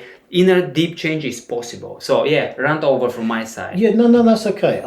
But you know, although I'm jumping the gun a little bit about belonging, but belonging, I realise, kind of looking back in retrospect, reflecting on my story. But I'm in my late 20s. I've come back from Hong Kong, Southeast Asia, with this mission organisation. And although talking about belonging there was reflecting in retrospect a little bit, looking back on my story, but it's the main theme of all of our story, actually. Belonging, you know, identity and what have you. And another theme, and that is our calling, you know, that comes out of it. But you have to understand that, you know, when you understand that vulnerability and courage are what is required to stand alone, you understand that. But, you know, not till probably later when you actually go into all of your stuff, start letting go of it, because it's toxic, it's pain, it's killing you, you know, it's like, it's created a false self. Anyway, late 20s, I'm actually come back from Southeast Asia. I went into crisis, and I didn't know what was going on. A pain started to kick in within me. Wow. And it was unbearable for about 6 months. I mean, every day. Wow. Practically every day. Wow. It was a pain inside that it was unbearable, and it was scary, because it was on a level of like the bad acid trip, prison in Yugoslavia. That pain was so scary. It was consuming me. It was like this mega wave in the ocean that was coming to swallow me up. It's like suddenly I just like, it was like I was in the sea and I saw this huge mega wave just appear out of nowhere. And that pain and that wave represented my deepest pain. Sorrow? It was about not belonging and not finding my place, but it was also about father wounds, orphan, the orphan wounds, because I was basically orphaned at birth, really. Just after I was born, I was orphaned at birth. So it was very much fundamentally about an orphan spirit, an orphan wound. And that's kind of fundamentally what it was about. But everything else comes out of that orphan wound. You don't belong anywhere. Identity confusion, constant moving, rootlessness. What am I supposed to do? Where's my place? All of that comes out of the orphan wound. I believe it did with me anyway. So a pain started to kick in. I experienced the first thing that I think is family for the first time in my life. And now it's been cut off again. Just like it was when I was 5, yanked from the foster home. So it's not new pain, it's the old pain being triggered. Well, I think it is, yeah. And I was in so much pain, George, for about 6 months. I was just such a mess. I don't know how What did you do for 6 months? How did you... Well, I actually had a job in a crazy place. In an unemployment place, and I was on the reception on the front line dealing with people that were just sleeping on the street, demanding money, really, marginalised people, all kinds of, in Brighton, right? And I'm in a place where I'm feeling suicidal, I'm feeling despair, I'm feeling in so much pain, I'm breaking down on the street, crying like a child in a war zone on the way to work, and having to hold it together, right? And just suddenly, out of nowhere, randomly, I just break down and I weep uncontrollably, anywhere. And it's like, I feel like I'm coming apart.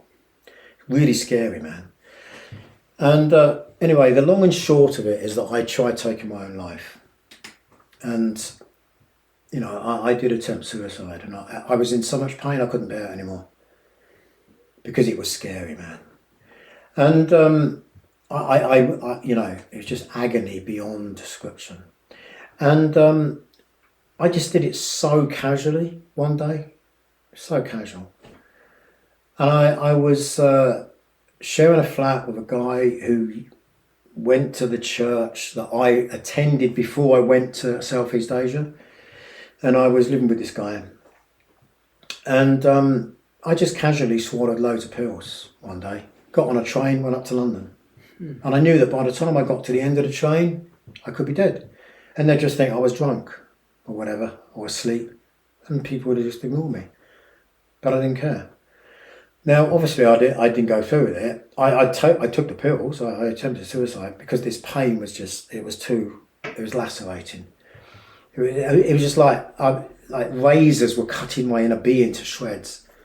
It was like I was hemorrhaging inside blood, it was so painful. And I didn't even know what it was about.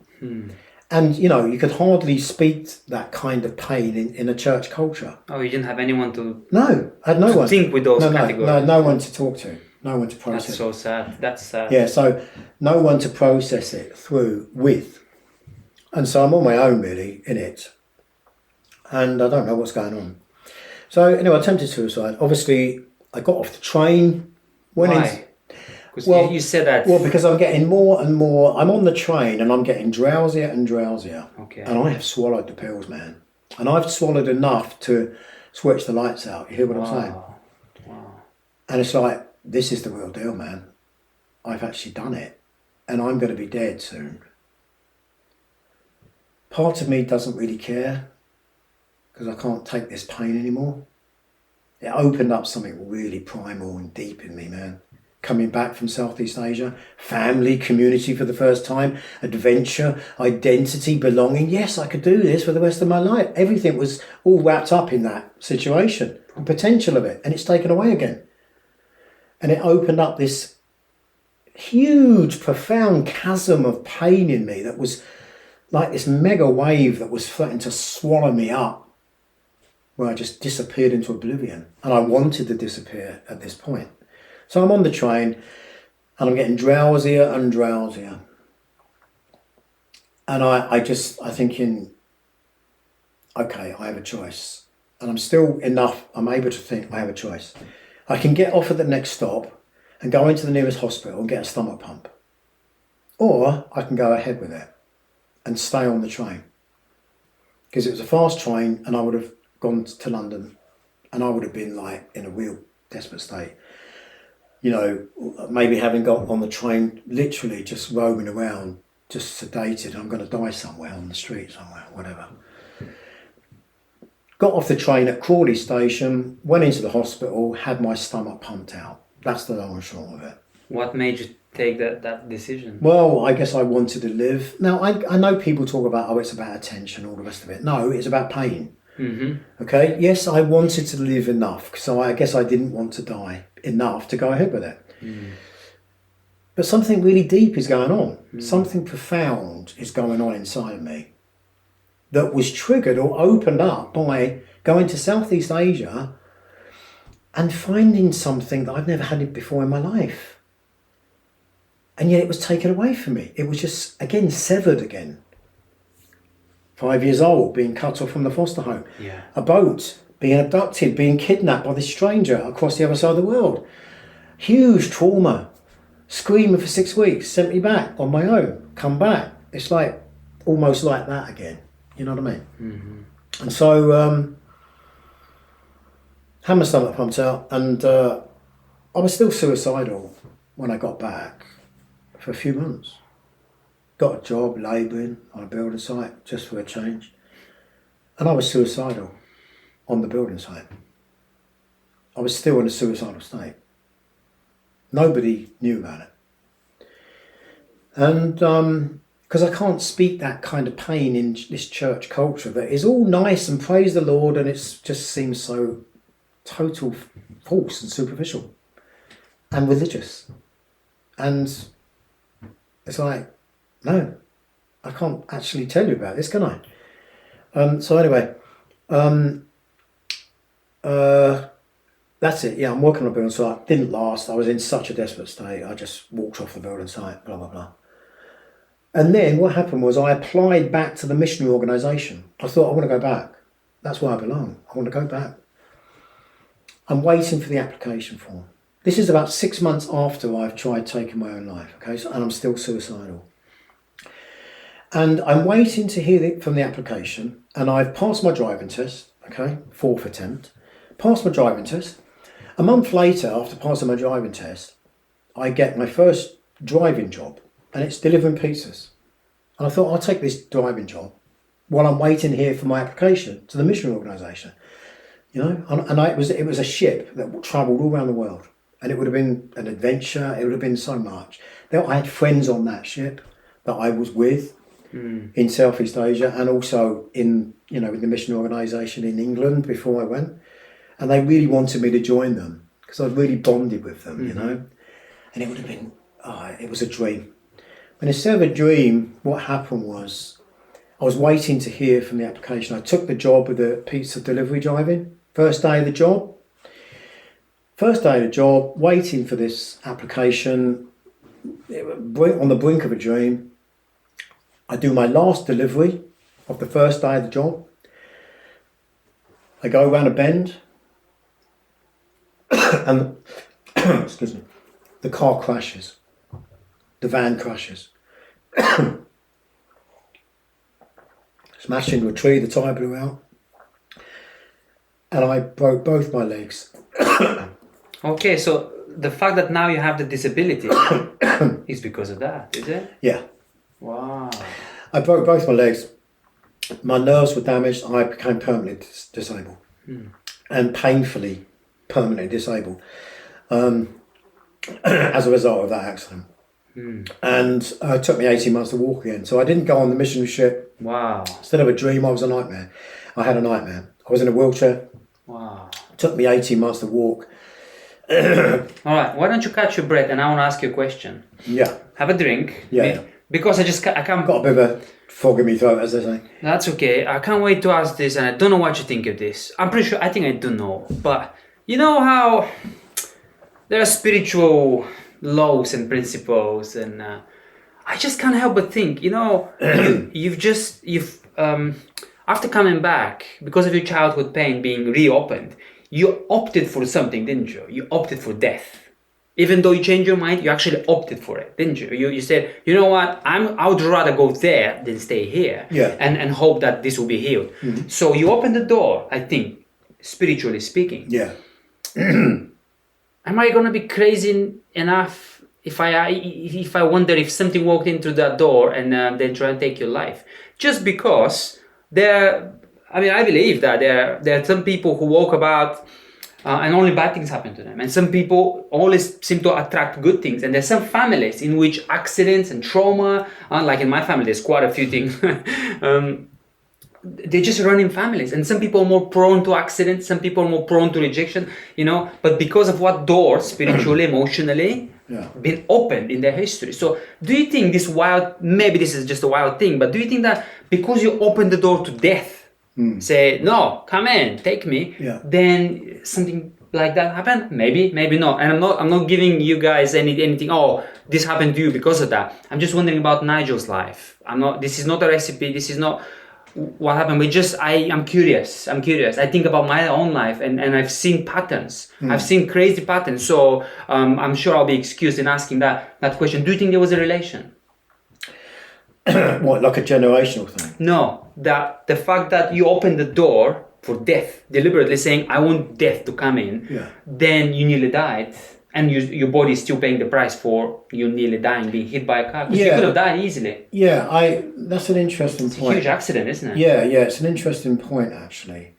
And that's very complex, penetrating question, because if I'd opened the door 6 months before, it's like I gave some spiritual principle, if you like, permission to take my life. And I didn't do it. I'm still alive, but I'm still suicidal. And you didn't die either. But death comes for me. By the accident. Nearly. Yeah, death comes for me nearly. Yeah, that's interesting.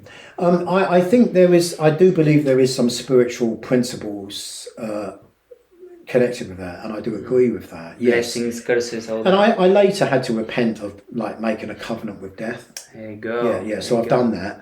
And yes, I do agree with you, because there are more complex principles going on, because you are essentially making an agreement with death and giving permission to something to take you out, because you want to die. And even though you don't go ahead with it, something is kicked in at a deep level. And if there's a spiritual realm, which we believe there is, and we know there is, okay, then there's also the evil side, the dark side, which is all about lies and wanting to steal, kill and destroy who you really are, who God created us to be and redeemed us to be. That's wanted to be stolen and killed and destroyed. So yeah, I do agree with that. Obviously I don't know at the time, No.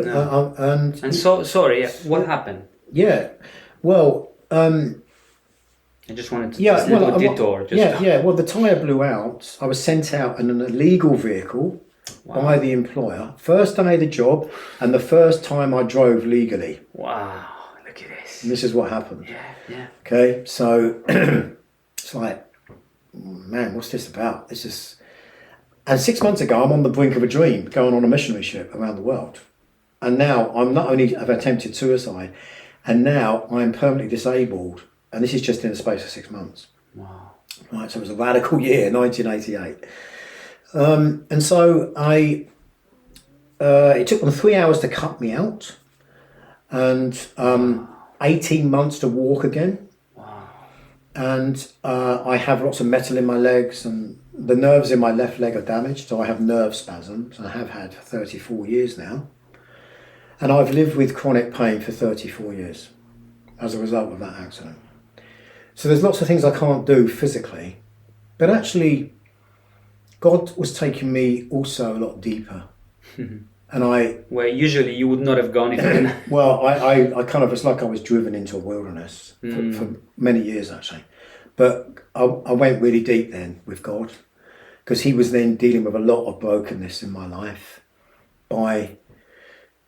through disability, through pain. And, I'd had enough pain, emotionally in a way, and now I've got physical pain, right? Wow. And the two together are kind of, pretty desperate. But the amazing thing is, George, is that 6 months before I was suicidal, tried taking my own life. It's like I was on the brink of a dream, didn't happen. 6 months after attempting suicide, I have this accident that leaves me in a wheelchair and I'm permanently painfully disabled for the rest of my life. Which means I can't do lots of things, right? And my life changes at the young age of 29, right? And I still don't have a home. Because I didn't have a home to go to, really, when I left hospital in a wheelchair. I was homeless in a wheelchair, mate. Yeah. Wow. Yeah. So... Where did you live? How can you be homeless? Well, initially, what I'm saying is I didn't have anywhere to live. I don't know where I'm going. I'm in a wheelchair. I can't get in certain people's houses with steps. I didn't think about maybe going back to the foster home where I grew up because they got big steps. For some reason, it didn't register. I couldn't go into the house. I'm in a wheelchair. A couple of friends, who I thought were friends, from the church that I used to go to before I went to Southeast Asia, they put me up in his and her father's bungalow. Brother and sister, they put me up in their father's bungalow. It was a nightmare. They wounded me deeply, all of them. It was a really painful experience. You know, I can go into that, but I'm kind of trying to summarise. You know, and I got out of the wheelchair, 18 months. I'm having occupational therapy, physiotherapy, hydrotherapy, but I'm not getting any counselling. I'm not getting any support about what's going on at another level, emotionally, spiritually, or whatever. And, you know, I eventually get onto crutches and I learn to walk again and what have you. And I basically got educated again. I didn't know what I was going to do. I had no qualifications anyway, but now I've got no qualifications and I'm disabled. And I live with chronic pain, so I had a leg caliper for a year or so, crutches for over a year. Yeah, all of that. And, you know, so like the foundation, there was no foundation, as I said, from childhood, right? It's like the foundation's even more now dismantled because I've got permanent painful disability and I have still got no home, really. I did go back to the foster home. I rehabilitated, convalesced there. Used to go to OT, occupational therapy, all the rest of it. Long journey, 18 months, 2 years. What am I going to do? I'm on crutches. I'm driving again, okay? And I went to college. And I got educated again. Where? At a college. And in London? No. In Sussex, in Crawley. Okay. And I then did this course. It was called an access course, access to higher education for mature students. And I loved it. I absolutely loved learning. And I stayed with it and I thought, I really want to go with this actually. Anyway. What did you study? It was the beginning of a long journey of education, but I was fighting drug addiction to painkillers. Wow. So now you got addicted to the painkillers? Yeah, and I'm fighting that as well now. Wow. So what subject did you study? It took me 15 years, man. Wow. To get a degree. Wow. And I became a teacher eventually. But it was a long 15-year journey. So during my 30s, is that somebody at the door, George? Must be the mailman, ignore him. Yeah, really? Yeah, it's okay. I'll just wave at him. Okay. Yeah. So in my 30s, I'm really loving education, but I'm fighting drug addiction. I'm still moving place. So what did you study? I studied, I did a humanities course. Right. History, bit of sociology, bit of psychology, bit of, things like that. Wow. And I really loved it, actually. That's fascinating. So for someone who, you've only worked jobs like building sites, things like that. You never had any education, but you went for Well, I had to do something. It's like, I can't work on building sites anymore. Wow. I didn't want to anyway. Did you want to be a teacher then? No, not. You just wanted to learn? Well, I did eventually, but Wow. But basically, I went back to college. I'm still on crutches. I'm driving to college on crutches. I'm around 16-year-old girls giggling and I'm 30 years of age, and it's not easy. Right? But it's like I had to work out, what am I going to do? Obviously, I didn't go on the missionary ship, right? So it's like, what bottom, man? I'm having to get back up again. And you studied all those deep Well, I did this course for a couple of years, but I'm fighting drug addiction. I'm getting dependent on painkillers, really strong painkillers. Wow. Pethidine, what they give to women in labour. Wow. I get addicted to pethidine, man. And all kinds of painkillers. I get addicted to them. You know, I've got a history of illicit drugs, right? It's like, didn't want to take drugs anymore. I was like, okay, you know. And anyway, so during my 30s, I'm, you know, again, this experience now is shaping me. You know, I'm in a wilderness in a sense, but I'm getting educated, and I'm really enjoying education. Long journey. I'm constantly moving still, different places, even different towns, and you know, but I'm really learning, and I just can't stop reading books. I just love to read. I'm like really changing. I'm really learning about stuff, Western culture, you know, philosophy. Wow. You know, certain key philosophers in history and stuff, you know, how Western culture changed. It's like, okay, I'm changing from the labourer on building sites and the drug addict, you know. I'm really kind of shaping. So God's doing something with my mind. Would you say that if you didn't have the disability, would you have done that? Well, very good question. Maybe not. Okay. It was a turning point. We all have big turning points, right? That was a major turning point. Defining turning point that was a catalyst for me, basically getting educated, and long journey. You know, tried different things during my 30s. I didn't go to university because I was fighting drug addiction, and I worked with this charity. Went to Africa with this Christian charity just for a short period of time. Wow. And stayed in an African village and just doing bits and pieces because I didn't go to university. I didn't follow through with it. Sure, but how far did you get with college? Well, I did a course that would enable me to go to university. It's called an access to higher education. Okay. But I didn't do it straight away. I was just doing bits and pieces. That's when you went to Africa?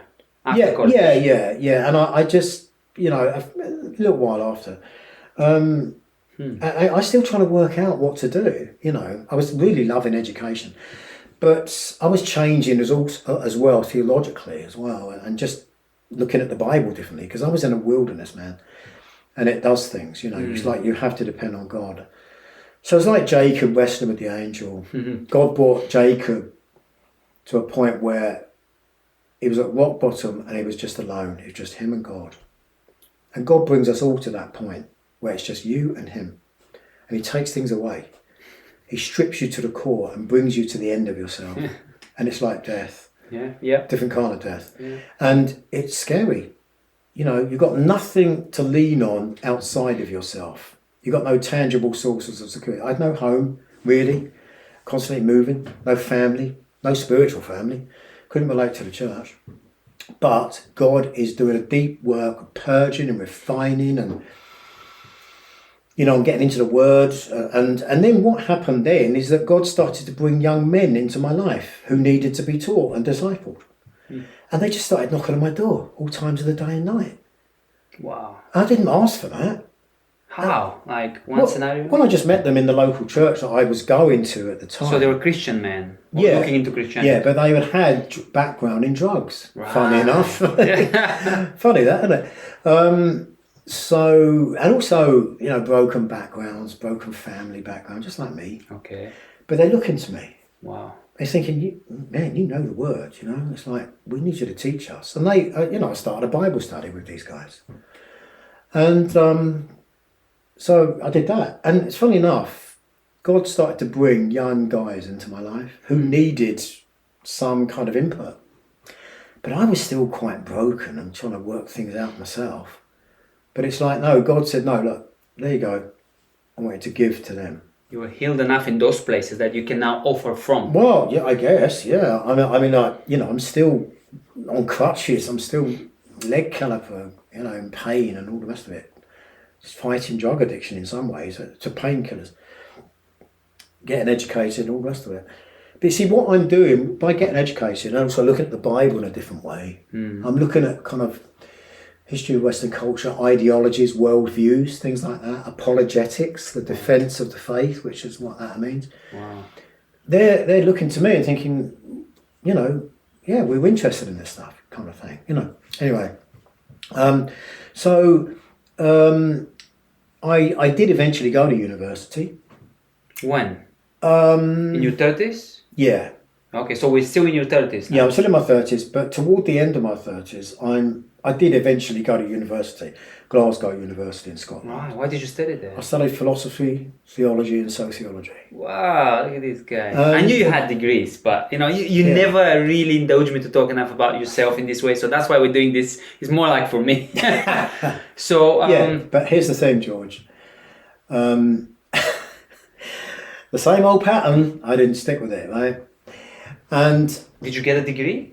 I did, but I got it in the States. And what happened was that, well, I got one here as well. I did 2 degrees. But what happened was, I did the first term, Glasgow University, and the weather in Glasgow is not great. It rains a lot. And that is bad for my legs. Oh, I see. Cold weather means a lot of pain for me, for my legs. Okay. Because I hate winter. Winter's hard, man. It's a grueling time for me with my legs. So anyway, I'm in Glasgow, got to know this Greek Cypriot guy, became really good friends. He's not a Christian, but I'm going to a local church in Glasgow, central Glasgow. Really good church, very good preacher actually. Who actually was a guy that Martin Lloyd-Jones asked to actually take over from him, and he actually declined the offer. I don't know who that is. What, Martin Lloyd-Jones? No, but it doesn't matter. Anyway, yeah, so anyway, I went to this church, but blah, blah, blah. I didn't stick with it, and it was a crazy time. A friend of mine died in messy circumstances, and I just thought, I just wobbled. I really wobbled. After one term, you mean? Yeah, I wobbled, and it was like, no, I don't want to do this. I want to do creative writing. I blew out the degree. I started doing creative writing. And then, randomly, I called my American friends, who I was in Hong Kong with, a few years before. I just called them out the blue. And they were wondering, where the heck have you been? We've been trying to trace you. We heard you was in India, you know. And because I was really good friends with these 2 guys. And anyway, I said, look, I really would want to come over to Albuquerque, New Mexico. Okay. Right? Yeah. Albuquerque, New Mexico. I really would love to come over to Albuquerque. So I'm kind of wobbly. It's like, it's a bit crazy what's going on. Anyway, the long and short of it, at that time, I'm 37, 38. I blow out the degree in Glasgow. It took me all that time to get there, and I blow it out after the first term. The long and short of it, George, is that I ended up going to live in New Mexico, in the States, with my friends, and I did a degree in biblical studies, and I lived in the States. But here's the thing: just before I went to the States, I did a trip to Trinidad, where my mother was from. I had a trip to Trinidad. Wow. And it was wild. I actually met the guy that I think was my dad for the first time. All of this was going on. It's wild stuff, man. Wow. It's like, whoa, I've blown out the degree in Glasgow, right? It wasn't just the weather, but, you know, I've left all my belongings with this Greek Cypriot guy who was a really good mate of mine in Glasgow. And I bought a ticket. I sell my car and I bought a ticket to go to Albuquerque, New Mexico. Whoa, what's going on? Good friend of mine dies in messy circumstances. And then I go to Trinidad just before I go to America. And I'm in Trinidad. I'm talking to my cousins that I haven't seen since I was 5 years old. First of all, why did you go? Slow down. Yeah, I know, it's wild, isn't it? Why did you go? Why? Yeah. Whew. A lot's going on in me at that time. I want to go and live with my friends in the States. I bought the ticket, I'm going. But I had a trip to Trinidad. And I just thought, you know what, I really want to go back to Trinidad. But when you say I had a trip, what brought that trip about? How did it happen? Do you know what, I can't, I'm struggling to think why. That's okay. But do you think you initiated that? Well, I started creative writing. Oh, I okay. gave up the degree because it's all abstract stuff, right? All of a sudden I'm doing creative writing. I'm walking around Glasgow, right? And I'm getting ideas for creative writing, and I'm doing this creative writing thing. Different parts of me are starting to open up. Okay. So it's about your story now. Well, yeah. I start writing, creative writing, right? Blown out the degree. I'm still in Glasgow. I've bought a ticket to the States, and yet I'm going to Trinidad as well. Crazy stuff. But it's like I can't be the insecure, unstable kid in my teenage years and in my early 20s anymore. But it feels like instability and craziness. But there's some deep stuff going on now, George. And anyway, I can't actually, off the top of my head, remember what was the motive to want to go to Trinidad. Something deep was going on though, you see.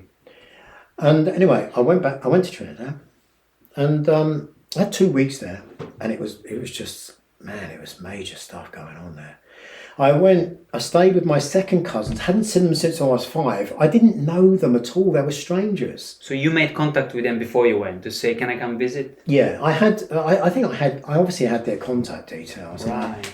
I get, in my address book at the time, I guess. And from your mum, maybe? Yeah, probably from my mum, and it just, but I didn't know them. They were strangers. I hadn't seen them since I was 5. And I went there for that traumatic boat trip that I told you about. Anyway, I'm there, I'm 38 now. And I'm about to move to the States, but I take a trip to Trinidad. I'm with my cousins, I'm sitting around. They're pleased to see me. It's a bit weird for them, and it's weird for me. Anyway, I kind of had a 2-week trip there and visited the grave of my grandparents, which was kind of strange and significant. But anyway, one day I'm sitting around with my second cousins who live next door to my other cousins, right? Because they live very close, like your village in Bulgaria, maybe.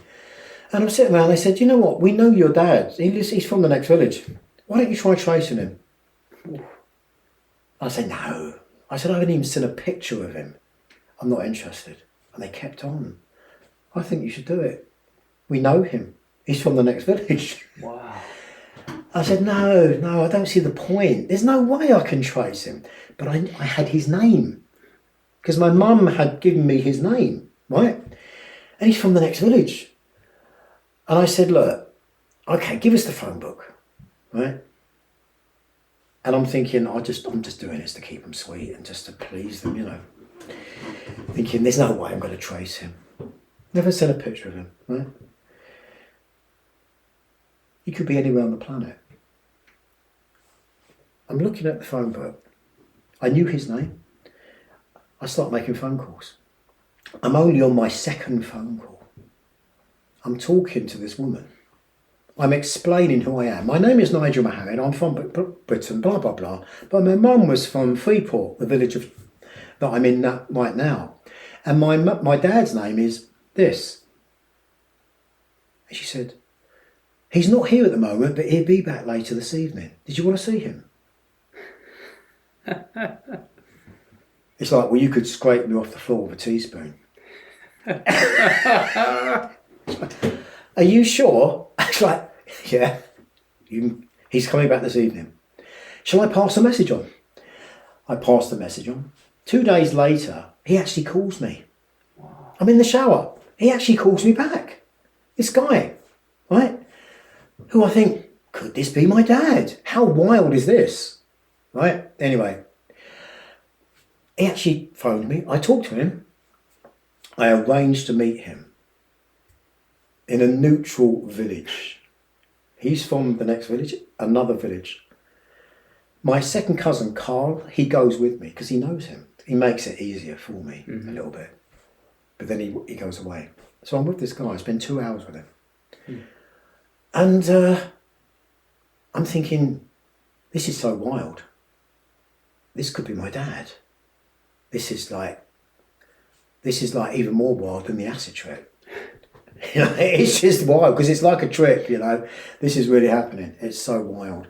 Anyway, I had 2 hours with the guy. He's a bit of a lame-o, actually. He's not really admitting that he's my dad, but I kind of forced the issue. I said, no, look, I need to know, man. I need to know, of course. I need to know. And he said, well, it's a possibility. Again, it was a bit lame, but anyway. Did he look like you? Yeah, he was a real handsome dude, you know. Just There you go. yeah, no. I believe he was my dad. Had a weird, surreal 2 hours with him. I haven't seen him since. What did you talk about? Well, I was talking about like, I think you could be my dad, and here's why. Okay. And because of my mother. This is my mother's name, and these are the facts. Okay. Yeah. Anyway, and he starts going into those facts that I'm giving him. And he's obviously making agreement with the facts that I'm giving. Yeah, I was 20. I blah, blah, blah, had a relationship with her, blah, blah, blah. Mm-hmm. I was a very poor student and I couldn't afford to do it. So I got scared or whatever. And and I cut him a lot of slack. Okay. I probably a bit too much. But anyway, the long and short of it is I saw him for 2 hours. I think he was my dad, and just a weird trip. So I went to Trinidad and I had a very significant trip. And I met the guy that I believe was my dad. Wow. And I didn't know. Here's the thing. He lived in England, quite near to where my mum lived. Oh, wow. When? He'd lived there for 40 years. Wow. Where he lived in Surrey was near to where my mum was now living. How? This gets wilder and wilder. Did he know that? No. Wow. It's like, okay, this is out there, man. Wow. And anyway, he'd lived there for 40 years. Married, had grown-up kids, a bit younger than me. Anyway, the long and short of it is I had a very significant trip in Trinidad. What did that give you? Well, it gave me a sense of connection in one sense. Okay. Because one day my second cousin, Carl, who came with me with my dad, who I thought was my dad, he actually drew a family tree for me. Wow. And I've never had that in my life, ever. Wow. I mean, I lost it. I never, lost it because I've moved in so many times. But you emerged from that with something. I came back. I went back to Glasgow because that's where I had my stuff, and I had to go then back to the States. And it was just a wild 2 weeks in Trinidad just before I moved to the States. And I met this guy who I thought was my dad. It's like I had to go. Do you think that this was empowering you for the next stage of life? Well, maybe. A little bit more rooted, at least, a little bit? Well, maybe. I mean, because it's like, just like you feel an affinity, well, I don't know, I think you probably feel an affinity with Bulgaria in some way. Not as a nation or a country, but more like with the land and with my family. Yeah. People do feel some kind of affinity with where they've come from, if you're from another culture. You just do. Because it's about identity and belonging again, isn't it? Yeah. But I never belonged to Trinidad, I never belonged to India, I never belonged to England. So I've got no nation that defines me, although I'm a citizen of the New Jerusalem, and that is my true nation, actually. That's my true... It's funny how that works, because with me, when you mention Bulgaria, it's like I never see myself, I can't express myself in Bulgaria, I can't do these things, my work, I can't do it in Bulgaria, there's no room for it there. Yeah. And I don't want it, I don't, but I go there and I'm rooted there to draw, because roots, when you look at you don't have to see the roots, but you draw from that land, you draw everything that you are. Yeah, sure. And so the fruits of it are here in England. Yeah. Here in England, it's home. Yeah. This is home for me, and I love this nation, man. I just love them far more than I love the Bulgarian nation, even though Bulgarian is roots for me. Okay, it's interesting, because I remember reading something the other day. It said, it's by this English poet, writer, who lives in Ireland. He said, in England, first thing they ask is, what do you do? In Ireland, they ask, where are you from? What village are you from? Even the village. Because he said, that's your roots. That's where you belong. That's who you are. Yeah. So they ask a different question. And I thought, wow, that's really important. That's really significant. Yeah. Because here it's like, it's all about what you do. It's actually quite surface and quite shallow. Because you're so much more than what you do, actually. Of course, yeah. Of course. And again, it's belonging, identity, who you are. And so, for me now, belonging... I went to the States, I lived there. But if you have the roots, just to say, if you have the way you're from, which I had to go and redeem it because I never really felt connected to my dad, but now I do. If you have that, then you're okay with what you do. But exactly. I'm okay with what you do. Yeah. I want to do it. I'm here. Yeah. Thank you for having me. But here's the thing. I mean, now, this is, again, many years later, I'm kind of at my late 30s in this next chapter of my story. And I'm living in the States, and I did a degree. I didn't plan on doing a degree. So you stayed with your friends? Well, I only had a 2-week ticket, but I didn't plan on coming back. You're one of those. He's one of them. Yeah, don't tell anybody. Nowadays. But anyway, I just, the long and short of it is that they said, look, why don't you go to seminary, maybe do a degree in biblical studies? So I went down to Mexico. Went to the Mexico? Well, no, I went to the American consulate in Mexico to apply for a visa so that I didn't have to fly all the way back to England. Oh, I see. Right, so it's just down the road, 4-hour drive down to Mexico, over the border in Juarez, Mexico. I was thinking they would have loved you down there. Well, they did. They actually held me on the border, actually. Oh, wow. I got stuck on the border of Mexico. Anyway, another story. Lots of stories, George. That's what it's all about. And because this seminary, accepted me. So I had the paperwork. They accepted me got a visa from the American consulate so I could live in the States. I could live in Albuquerque, in New Mexico. So I was there. And again, that's another story of family and belonging and... Okay, so you lived there with those people, and that's why you did your degree in biblical studies. But I'll tell you what, I had more love from people in the States, from my friends in the States, than I'd ever had in England, funny enough. Interesting. Yeah. Because they're a bit more open, a little bit, without wanting to generalise. Yeah. You know, nations have national characteristics, don't they? Yeah. And the English are very, it takes you years to get to know the English. It really does. They're just closed. There is some truth in stereotypes. The British, reserved, distance. Well, yes, there is some truth in that. Wow. I mean, stereotypes exist for a reason. Yeah. Nowadays, people don't want, because very often it's, don't be racist, don't say about minorities. So it's okay to talk about the English, but don't stereotype other people. And I think, why not? They exist for a reason. But anyway, so how long did you stay in Albuquerque? Well, I was only there for a year, but I'll tell you what, it was one of the biggest mistakes of my life coming back to England. I regretted it profoundly. And I tried to get back about 4 times. And I went back 4 times to try and live there again. When did you finish your degree? I finished my degree, I started it in 1998. I finished my biblical studies degree in 2000. It was only 2 years because I transferred credits. Oh, I see. From what I'd done at Crawley College. I transferred credits to that degree. So what's that? I mean, I don't know much about that. Is it like bachelor? It was an undergraduate degree, but to be honest with you, it wasn't a bona fide undergraduate degree because I only did it in 2 years. And they just wanted to get you out of there. They just want to graduate as quick as possible. So what do you become with that? Yeah, right. What do you become? Well, biblical scholar? Well, no. You're having a laugh, George. I don't know, honestly. No, of course not. No, well, I had a degree in biblical studies, but after a year, I again sabotaged, man, and I left the States. Wow. Because it's like, this is family. This is the first thing I've had since YWAM back in '88 in Hong Kong. But it's really painful. But everywhere I go is families. Mm-hmm. And it's wonderful because they love me, man. Mm. And they do. I had a real tight bond with Brad and with my friend Brad and his wife Donna. They're just beautiful, lovely people. And they love me, man.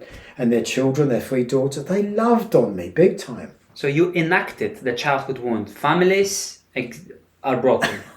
Is this how it is? Well, yeah. I mean, everyone... George, you should be a psychology professor. You need to go into psychology, man. Well, someone said, I don't know who it was, I think some motivational speaker guy said, everyone has an emotional home, right? Where you feel at home emotionally. Yeah. Doesn't matter if it's good or bad.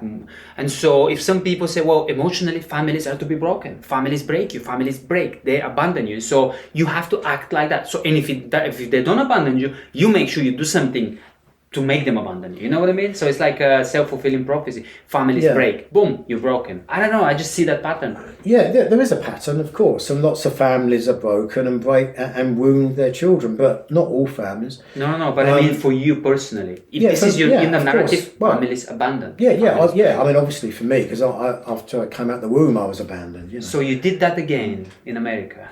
Yeah, I sabotaged, and I rationalised it away. You know, of course, yeah. You know, and that's you what have to we live do with it because men live in the head, right, in the logical brain. You know, that's where men hide out in the West. Tend to, you know, the Western kind of mind, Western personality. It's like it's very predictable, scientific, enlightened. You know, controlled, logical. You know, but you know, so I kind of rationalised away, and they did their hardest to keep me there, and they really didn't want me to go, and they were hurt. I hurt them because I had really close, tight bonds with them. My friends in Albuquerque, and I actually had family there. I can't believe I ran away from it, man. And I'll tell you what. As soon as I got back, almost a week, 2 weeks after, I'm walking around a park in Brighton. I'm still doing the biblical studies degree. It's a distance learning course, and I'm thinking, what the heck have I done? Wow. I had like a moment. I thought, what the heck have I done? I've got no one here. I've got nothing here. And I had everything there. What the heck am I doing here? You know? And anyway, I got my head down and I did the degree. Oh, amazing. Okay? And distance learning, you had to be very disciplined. And I did distant. Yeah, distant. No, Freudian slip there. No, you mustn't be British. Distant and cold and detached. No. I meant you had to be disciplined. Yeah. Yes. Just rewind that Freudian slip there, by the way. Yeah. So I finished. I really plugged. I treated it like a job. 9 hours a day. I plugged in, man, and I got a good degree. Got high distinction. Got a biblical studies degree with high distinction. Okay. But it's like, what can I do now? By this time, I'm thinking I want to teach. Yeah, I'm thinking, you know what? I really like to teach. Done a lot of reading, a lot of studying, apologetics, Francis Schaeffer stuff, you know, worldviews, a lot of history, you know, in what I'd studied on the course I did at Crawley College and in my own time, my own life as well. And then I got this degree. Did a lot of worldviews on the degree, worldview stuff, apologetics. Okay. And in the church I was in Albuquerque. And the pastor of the church I went to in Albuquerque was great, just a great guy. So when you're back in England, you wanted to become a teacher now? I'm interested, I'm thinking about it. And the long and short of it is, George, is I'm back in England, I've got the degree in biblical studies, but I can't do anything with it because it's not accepted in the UK. And I checked it out and they said, no, it's not recognised in the UK. Because it was a distance learning course and it was to do with the accreditation. But it's like, I'm thinking, are you sure? I've gone through years of waiting to get to university. Yeah, come on. I go to Glasgow, I blow it out, had a weird surreal trip in Trinidad, I'm living in the States, I do a degree in biblical studies, I go back to the UK, sabotage the family thing again, and I can't use the degree. That's a good summary so far of your life in education. And so what happened? The thing is, why do we sabotage? That's the thing. Yes. But, you know, and lots of, you know, we all do it if we're living out the wound still. Anyway, I'm now... What are you, 39? 39. 40, 39. And I have to think, what the heck am I going to do? I've gone through all of this and I can't use this degree in the States. And I'm interested in teaching. So what I did was, I took time out. And what I did was, the long and short of it is, I had to do a second degree, right? And transfer some credits to this second degree, and I did a degree in cultural studies. Wow. Okay, because I was interested in culture, in the history of culture and apologetics and engaging with culture. So what degree was it? University degree? I did it, yeah. I went to Liverpool University, like in Liverpool. Where the Scousers kind of hang out, you know what I mean?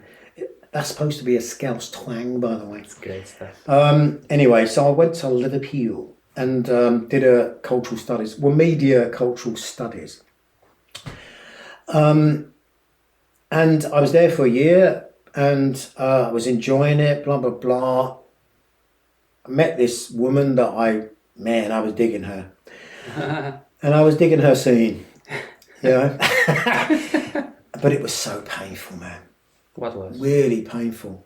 Well, the situation with this woman. Okay. Her name was Kira.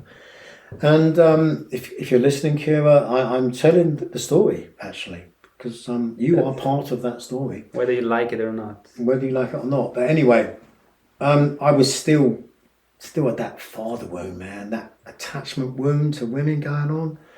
And look, don't get me wrong, I'm a people person. I can meet people, I can talk to lots of people from all walks of life. You know, I've travelled a lot and, you know, on my own, India, different places. And, you know, I have confidence with people. I can go anywhere and hold my own. But with women, it's a different kind of thing, isn't it? You know what I mean? Anyway, I did a second degree in Liverpool. Even after the first year, I sabotaged again. And I came back to Brighton. You mean you didn't finish the degree? Or did Yes, you? I did. Oh, you did? Yeah, but I finished it in Brighton. Okay. Yeah, I finished it in Brighton. Oh, wow. Came back and I did a different thing, still cultural studies, but I did cultural memory and I studied slave history and Irish history. Goodness me. So how many degrees have you got? No, I've got 2 degrees, but I've got a teaching qualification, which is called a PGCE, which is a postgraduate certificate in education. Okay, so tell me, how many degrees? No, I've only got 2 degrees. What are they? One in biblical studies? Yeah, and 1 in cultural studies. One in cultural studies? Yeah. And you have a teaching qualification. That's a third one, that's separate. Yeah. So I'm a qualified further education teacher as well. And is this what you started doing? Yeah, this came out of my journey, out of my story. When did you start doing it? Right away after coming back from Liverpool? Well, I did the second degree, finished it in Brighton. Then I had to do another year of study, a postgraduate certificate in education, a teacher training course. Okay. Again, very intense. So I had 6 years of intense study from 1999, 1999, for about 5 or 6 years of intense study. I just kept on plugging away. Wow. And with not many gaps in between. And because I thought, you know, I just got to go for this. I just got to do it. Because I thought, okay, by the time that I do this, I will have this. And I'll be a qualified teacher in this. That's what I'm going for. And I did it. So you did it? I did it, man. Wow. So I did it. And I'm a qualified teacher.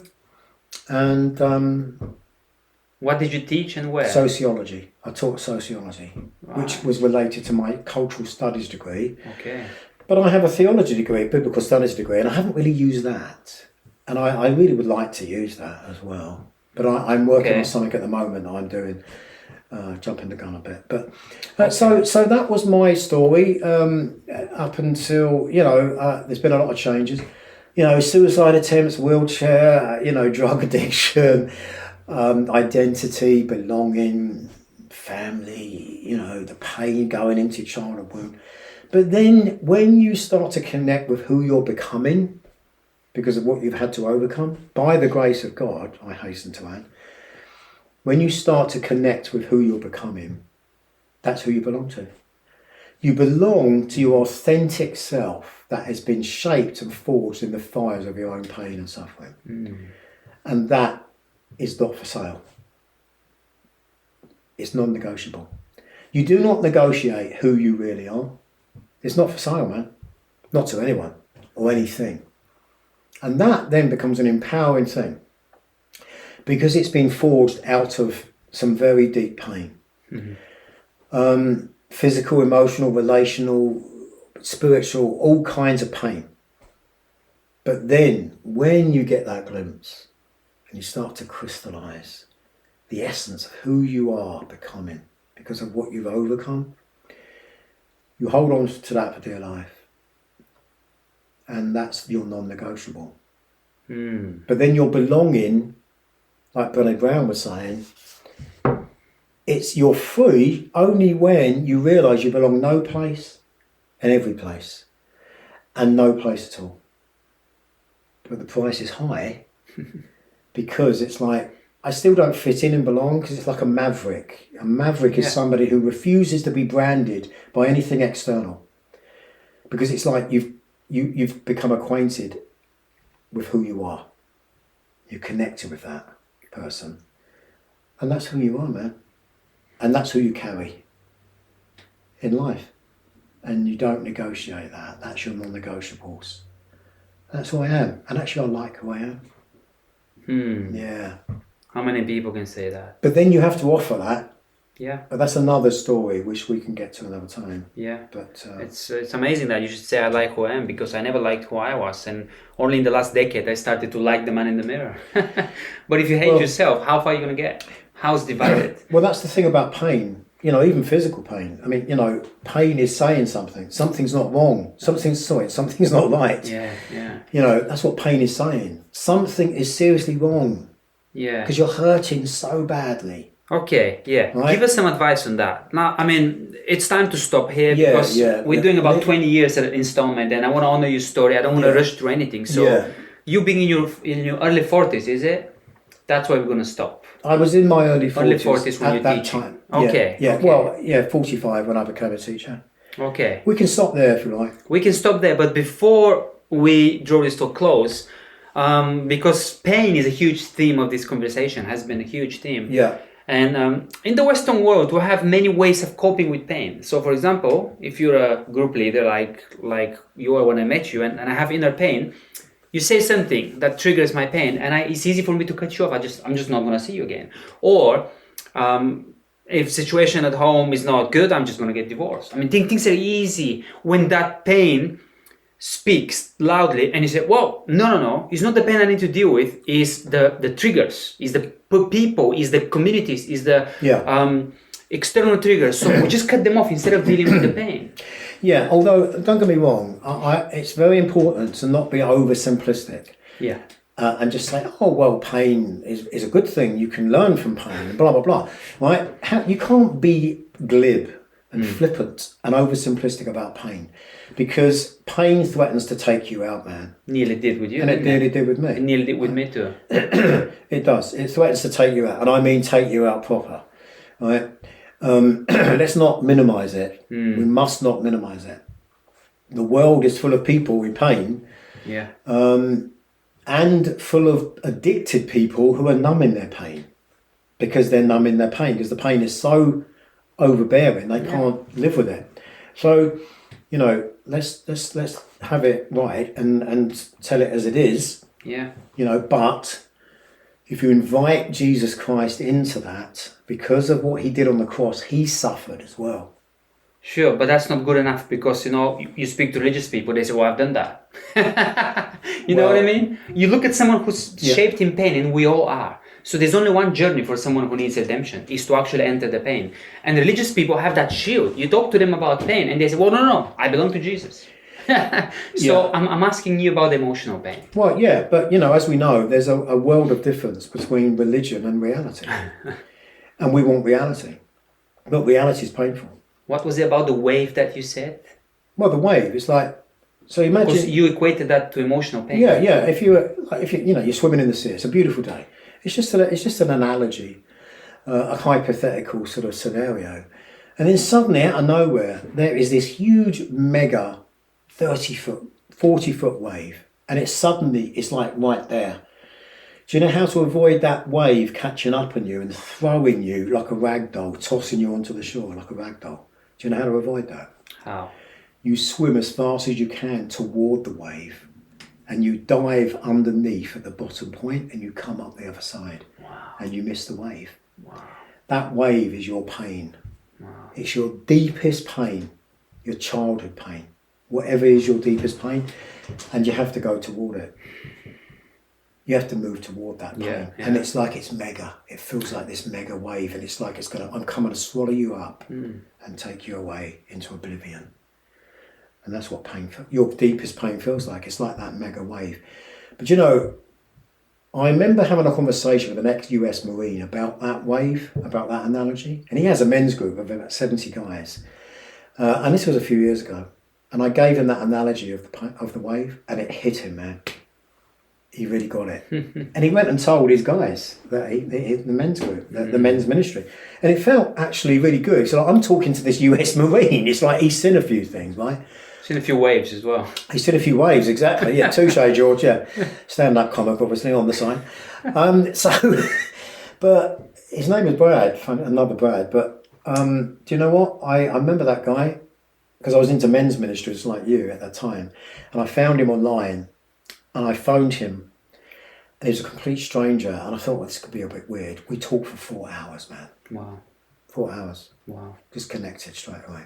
Because when you go toward the pain, you find your authentic self. You can't be religious or false anymore. Yeah. It's like, no, I am a very broken individual, and yet it doesn't define me. The grace of Jesus defines me. And your authentic self that you find from the other side helps you connect to others, doesn't it? Exactly. So that's the remedy for Yeah. the disconnect that you've suffered. Yeah. Because your authenticity relates to the word author. That's where you find your voice. Oh, wow. Authentic, author, relates to your voice. Wow. So authenticity is connected to author, who finds your voice. That's profound. Who finds their voice. Yeah, finds Profound your stuff. Thank you, my friend, once again. So next time, man, it's been Thank you. really It's been a great honor. It's been a privilege Thank you. and an Thank honour. you. So thank you, George. So next time, man, we'll chew the fat, and we'll see what comes up next time. I'm very grateful, Nigel. Cheers, man. I'm grateful. Thanks. Yeah. So am I, George.